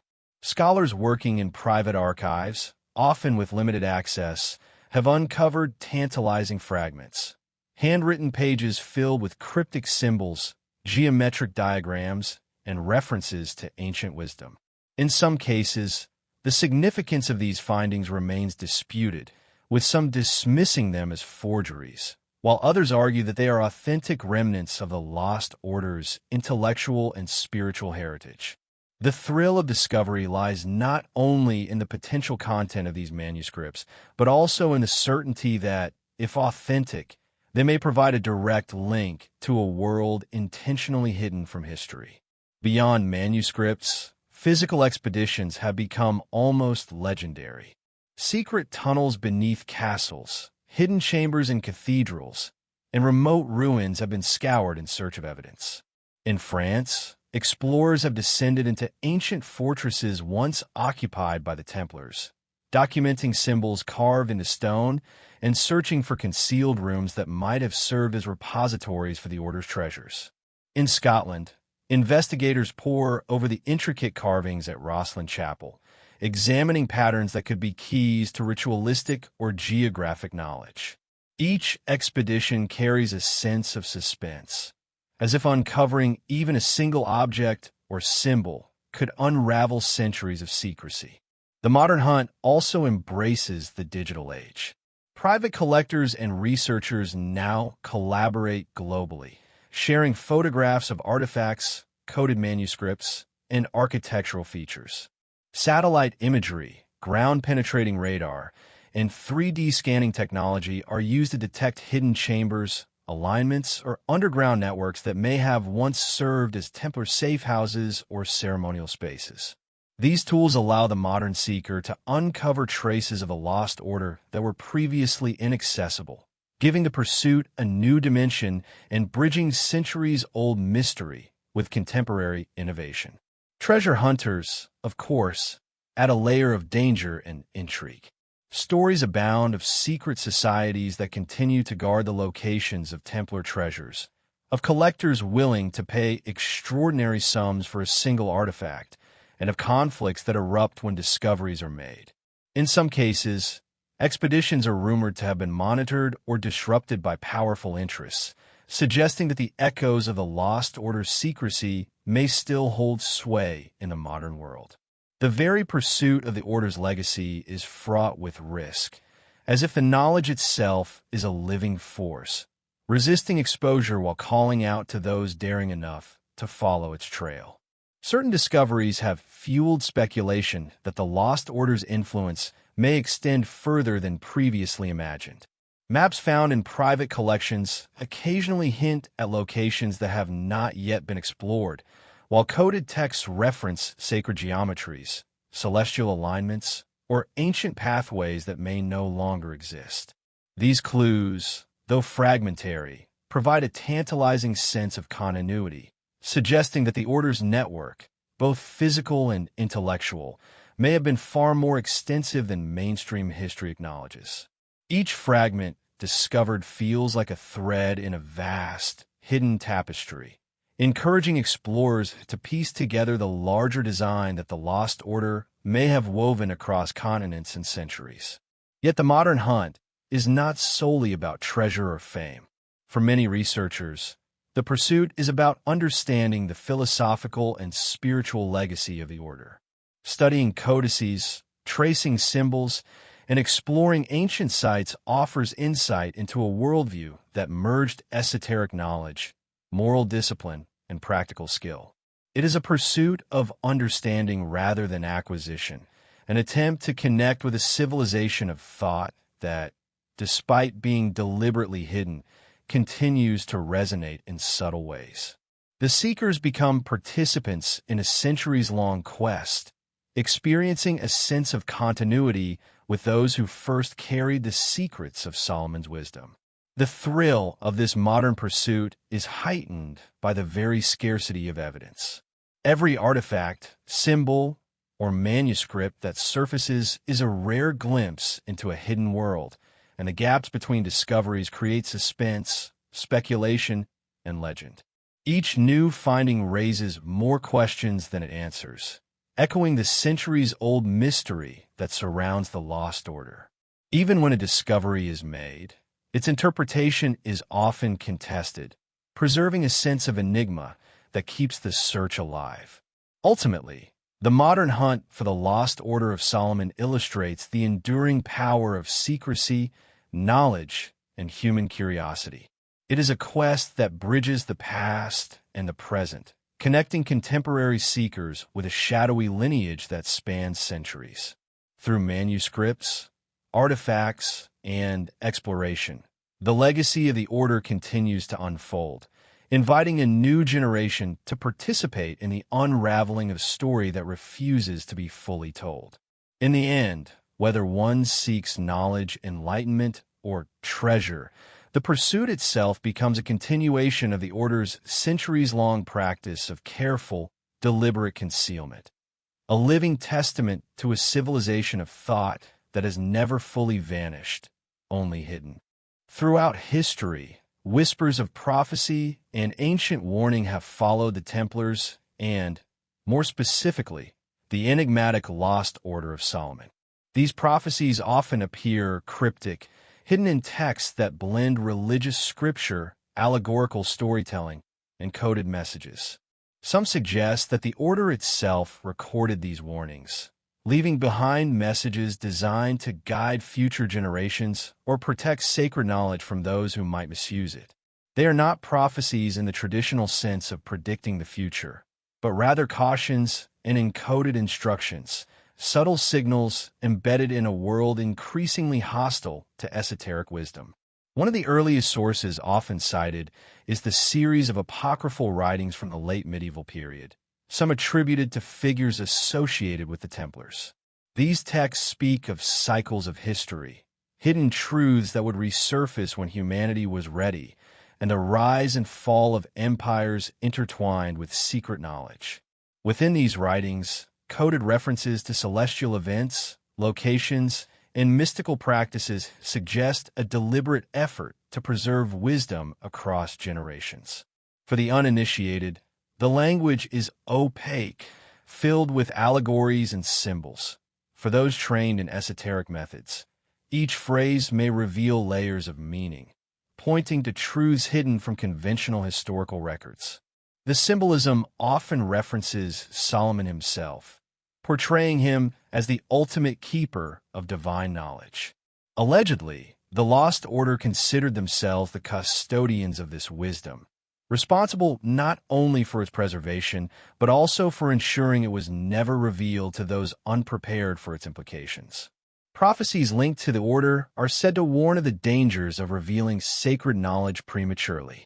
Some texts describe the consequences of misuse, societal collapse, moral decay, or spiritual imbalance, illustrating the immense responsibility the Order believed they bore. Such warnings reinforce the sense that the Order was not merely secretive for self-preservation, but that their secrecy served a higher, protective purpose. Certain medieval prophecies also reference the Templars' downfall and the scattering of the Lost Order, framing it as part of a divine plan. Rather than being a complete annihilation, the dispersal was portrayed as necessary to preserve the continuity of knowledge. Symbols, hidden texts, and sacred architecture were left behind, encoded in ways that only the faithful could decipher. Many prophecies hint at a time when this knowledge would resurface, often in response to social upheaval, celestial alignments, or the emergence of individuals capable of understanding and carrying forward the teachings. These predictions create an enduring sense of tension and anticipation, as if the hidden order was silently orchestrating events from the shadows of history. Even beyond Europe, some scholars suggest that cryptic messages attributed to the Lost Order appeared in unexpected places. Certain Arabic, Jewish, and Christian mystical texts contain allegorical references to hidden custodians of knowledge, secret paths, or sacred objects. While direct links are speculative, the recurring themes of concealed wisdom, cycles of secrecy, and eventual revelation point to a shared understanding of esoteric preservation across cultures. In this light, the Lost Order of Solomon could be seen as part of a broader tradition of safeguarding knowledge, a lineage that transcended geography, religion, and political authority. Modern interpretations of these prophecies add another layer of intrigue. Some researchers claim that coded references in medieval texts align with astronomical phenomena, suggesting the order tracked celestial cycles to determine the timing of events or initiations. Others argue that hidden geographical markers tied to sacred sites or architectural layouts are embedded in allegorical passages, clues that would only make sense to those initiated in the order's esoteric methods. Whether these interpretations are accurate or not, they perpetuate the idea that the Lost Order left deliberate signs across time, blending the physical and the symbolic, the celestial and the terrestrial, to convey guidance or warnings. The prophetic dimension of the Lost Order also intersects with morality and spiritual responsibility. Many texts emphasize the ethical use of knowledge, suggesting that wisdom without discipline could lead to disaster. This notion reinforces the idea that the order's secrecy was not simply practical, but moral. Knowledge carried with it an obligation. Those who were unworthy or unprepared were excluded, while initiates trained in patience, discernment, and fidelity were entrusted with the order's secrets. In this sense, prophecy functions not only as prediction, but as instruction, a subtle mechanism for ensuring that wisdom survives without being corrupted. What is particularly compelling is the way these ancient warnings create a bridge between past and present. They remind us that the order, while hidden, was acutely aware of history's patterns and human tendencies. By encoding knowledge into prophecy, ritual, and architecture, they created a multi-layered safeguard, ensuring that only those capable of understanding the deeper significance would recognize the signals. It is as if the order spoke across centuries, leaving a puzzle that continues to challenge and inspire those who seek to uncover its meaning. Through these prophecies and warnings, the Lost Order of Solomon achieves a paradoxical form of immortality. Even in the absence of direct records, the spirit of their knowledge persists, guiding seekers, scholars, and explorers toward discovery.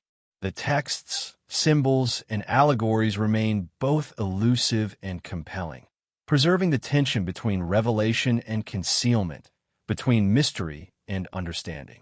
For those willing to follow the trail, these prophecies serve as both a guide and a test, an invitation to participate in a centuries-old legacy of hidden wisdom that continues to shape the boundaries of history, knowledge, and imagination. After centuries of secrecy, dispersal, and coded transmission, the full picture of the Lost Order of Solomon begins to emerge like a shadow, slowly revealed by the rising sun. The artifacts, manuscripts, secret rituals, hidden symbols, And cryptic prophecies are not isolated fragments, but threads of a complex, interconnected tapestry.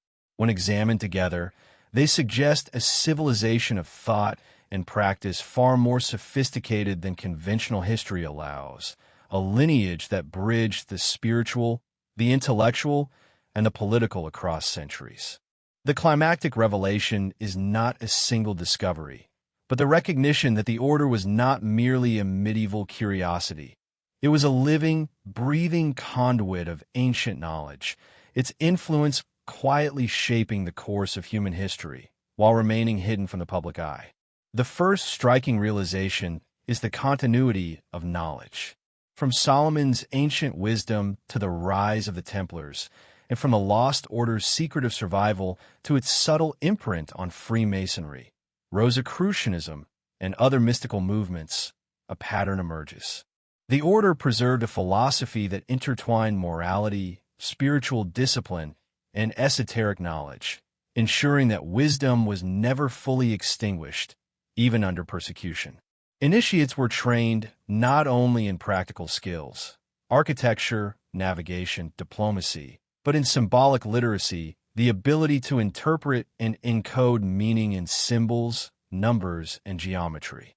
This ensured that knowledge could survive even when direct transmission was impossible, safeguarding the order's continuity across centuries and borders. Artifacts play a central role in understanding this continuity. Each ceremonial sword, chalice, medallion, and codex becomes more than an object. It is a piece of a vast puzzle.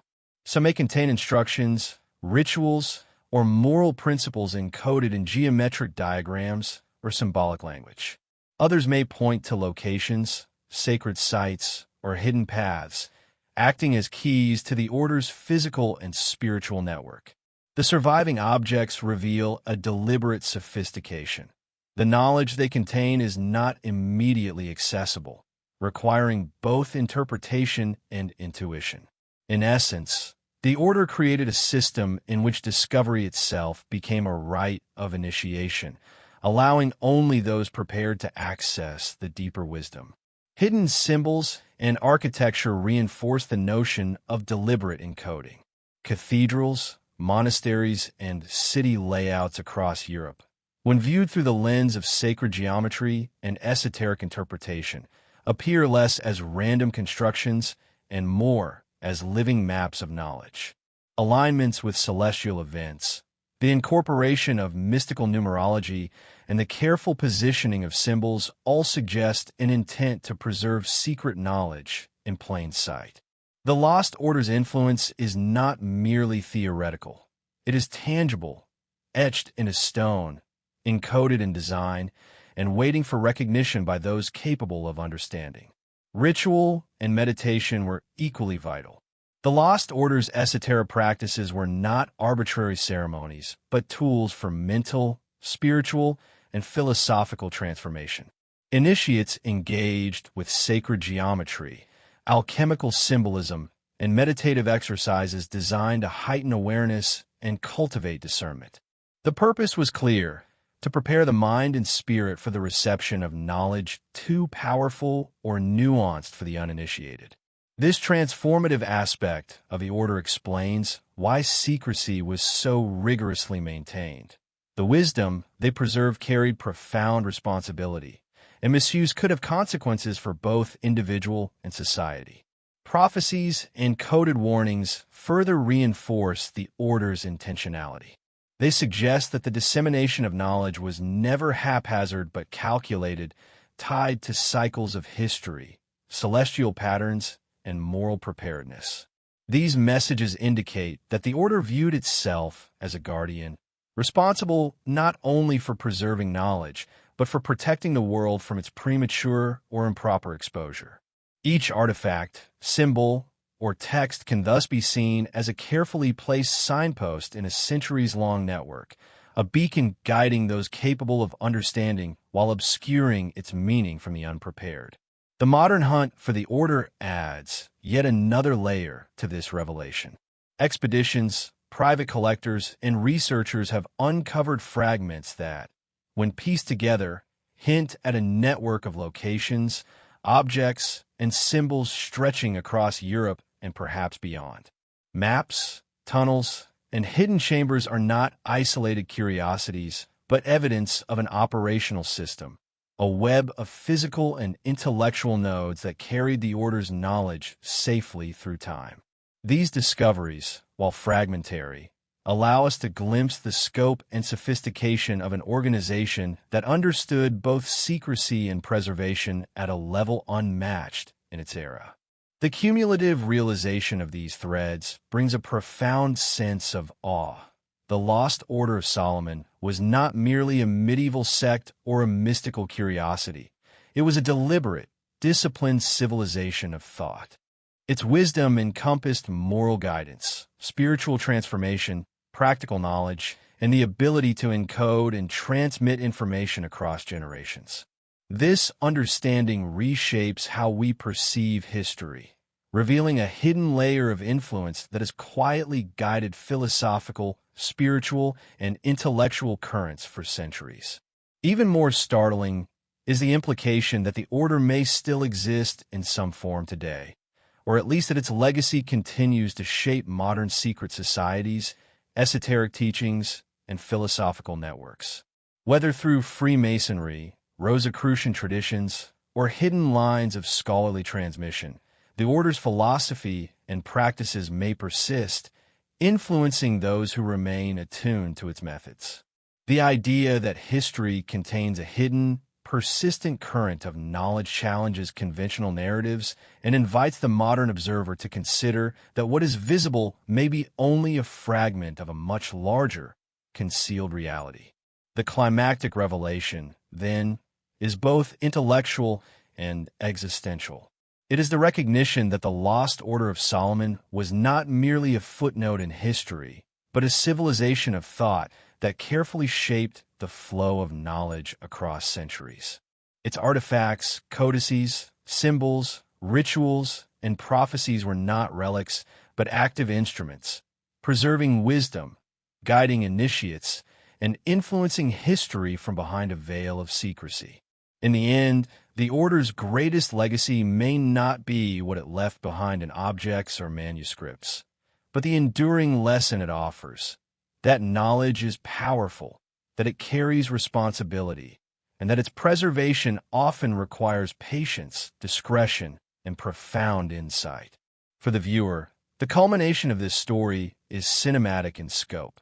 The Lost Order emerges from shadow, not as a fantastical legend, but as a real, disciplined network of thought and practice whose influence can be traced through centuries.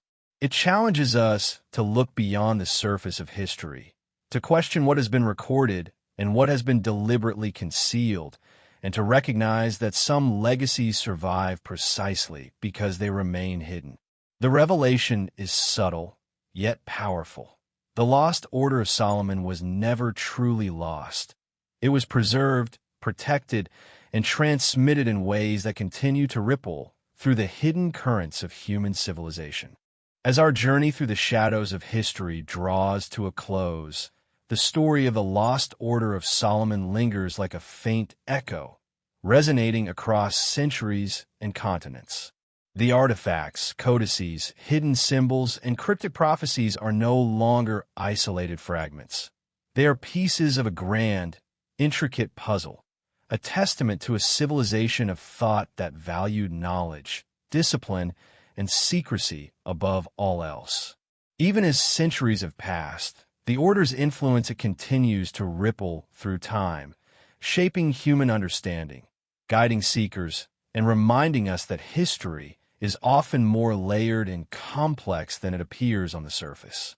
The enduring mystery of the Lost Order serves as a reminder that knowledge carries responsibility.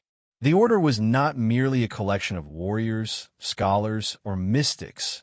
It was a society that understood the profound consequences of insight and the importance of protecting wisdom from those who might misuse it. Every ritual, every symbol, every artifact preserved across time was designed to safeguard not only information, but also the integrity of understanding itself. This deliberate caution suggests a philosophy far ahead of its time, one that recognized the delicate balance between revelation and concealment, between curiosity and prudence. As we reflect on their legacy, it becomes clear that the lost order of Solomon challenges conventional history in subtle but powerful ways. Mainstream narratives often overlook these hidden currents, focusing on events and figures that occupy the public record. Yet beneath the surface, a shadow network of knowledge persisted, encoded in architecture, ceremonial tools, manuscripts, and secret societies. By tracing these threads, we begin to see a history not of simple events, but of influence, preservation, and the careful shaping of human thought. The Order's wisdom was never meant for immediate consumption.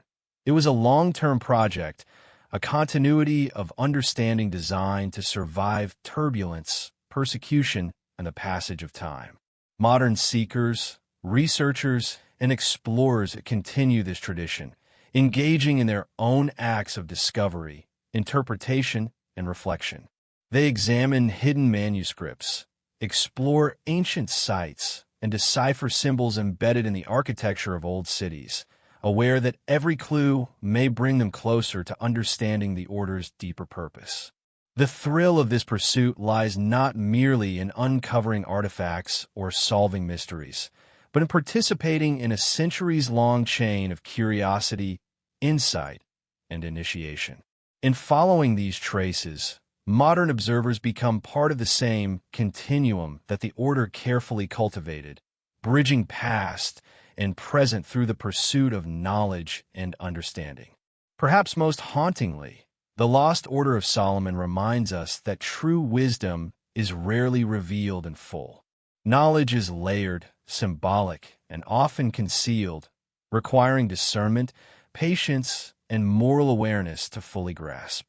The Order understood that revelation without preparation could be dangerous, that wisdom must be earned through study, reflection, and ethical discipline. Their legacy challenges us to reconsider how we approach history, knowledge, and the mysteries that lie hidden beneath the surface of the world we think we know. The landscapes, artifacts, and structures associated with the Order continue to speak to those willing to look closely. Cathedrals, city layouts, labyrinthine corridors, and remote ruins are not merely remnants of the past. They are living reminders of a civilization that wove meaning into the physical world. Even in their absence, the Order's philosophy, the careful balance of secrecy and revelation, the ethical use of knowledge, and the pursuit of higher understanding, continues to resonate. Their presence, though subtle and often invisible, challenges us to perceive the hidden currents in our own lives, to seek connections beyond the obvious, and to question what truths may lie concealed beneath the surface of the everyday. As we step back and survey the entirety of the Order's journey, a pattern emerges. The Lost Order of Solomon was never truly lost. Its wisdom survived persecution. Its symbols endured in stone. Its teachings persisted through secret societies, and its mysteries continue to captivate the human imagination. The Order's greatest achievement was not in conquest, wealth, or fame, but in the preservation of knowledge, a living, breathing legacy that quietly shapes the world for those attuned to perceive it. The story of the Order is not merely historical. It is philosophical, spiritual, and enduring, reminding us that the pursuit of knowledge is itself a journey of responsibility, courage, and insight. Finally, the haunting resonance of the Lost Order invites reflection on the nature of history, secrecy, and human understanding. What we see on the surface is only a fragment of the truth, and the hidden currents beneath may hold lessons far richer than those recorded in textbooks. The Order challenges us to look deeper, to question assumptions, and to recognize that some truths are carefully protected, not out of malice, but out of wisdom. In this way, the Lost Order of Solomon continues to guide us, a silent mentor across the centuries, inviting us to engage with history, mystery, and knowledge with humility, discernment, and awe. As the echoes fade, the viewer is left with a sense of wonder and possibility. That in the hidden corners of our world, in forgotten manuscripts, cryptic symbols, and ancient architecture, the legacy of the lost order still endures. It whispers that history is never fully written, that knowledge can survive in shadow, and that those willing to seek, observe, and understand may yet discover truths long thought lost. The story closes, but the mystery persists, leaving the imagination open, the mind curious, and the spirit attuned to the hidden wisdom quietly threading through the fabric of human civilization.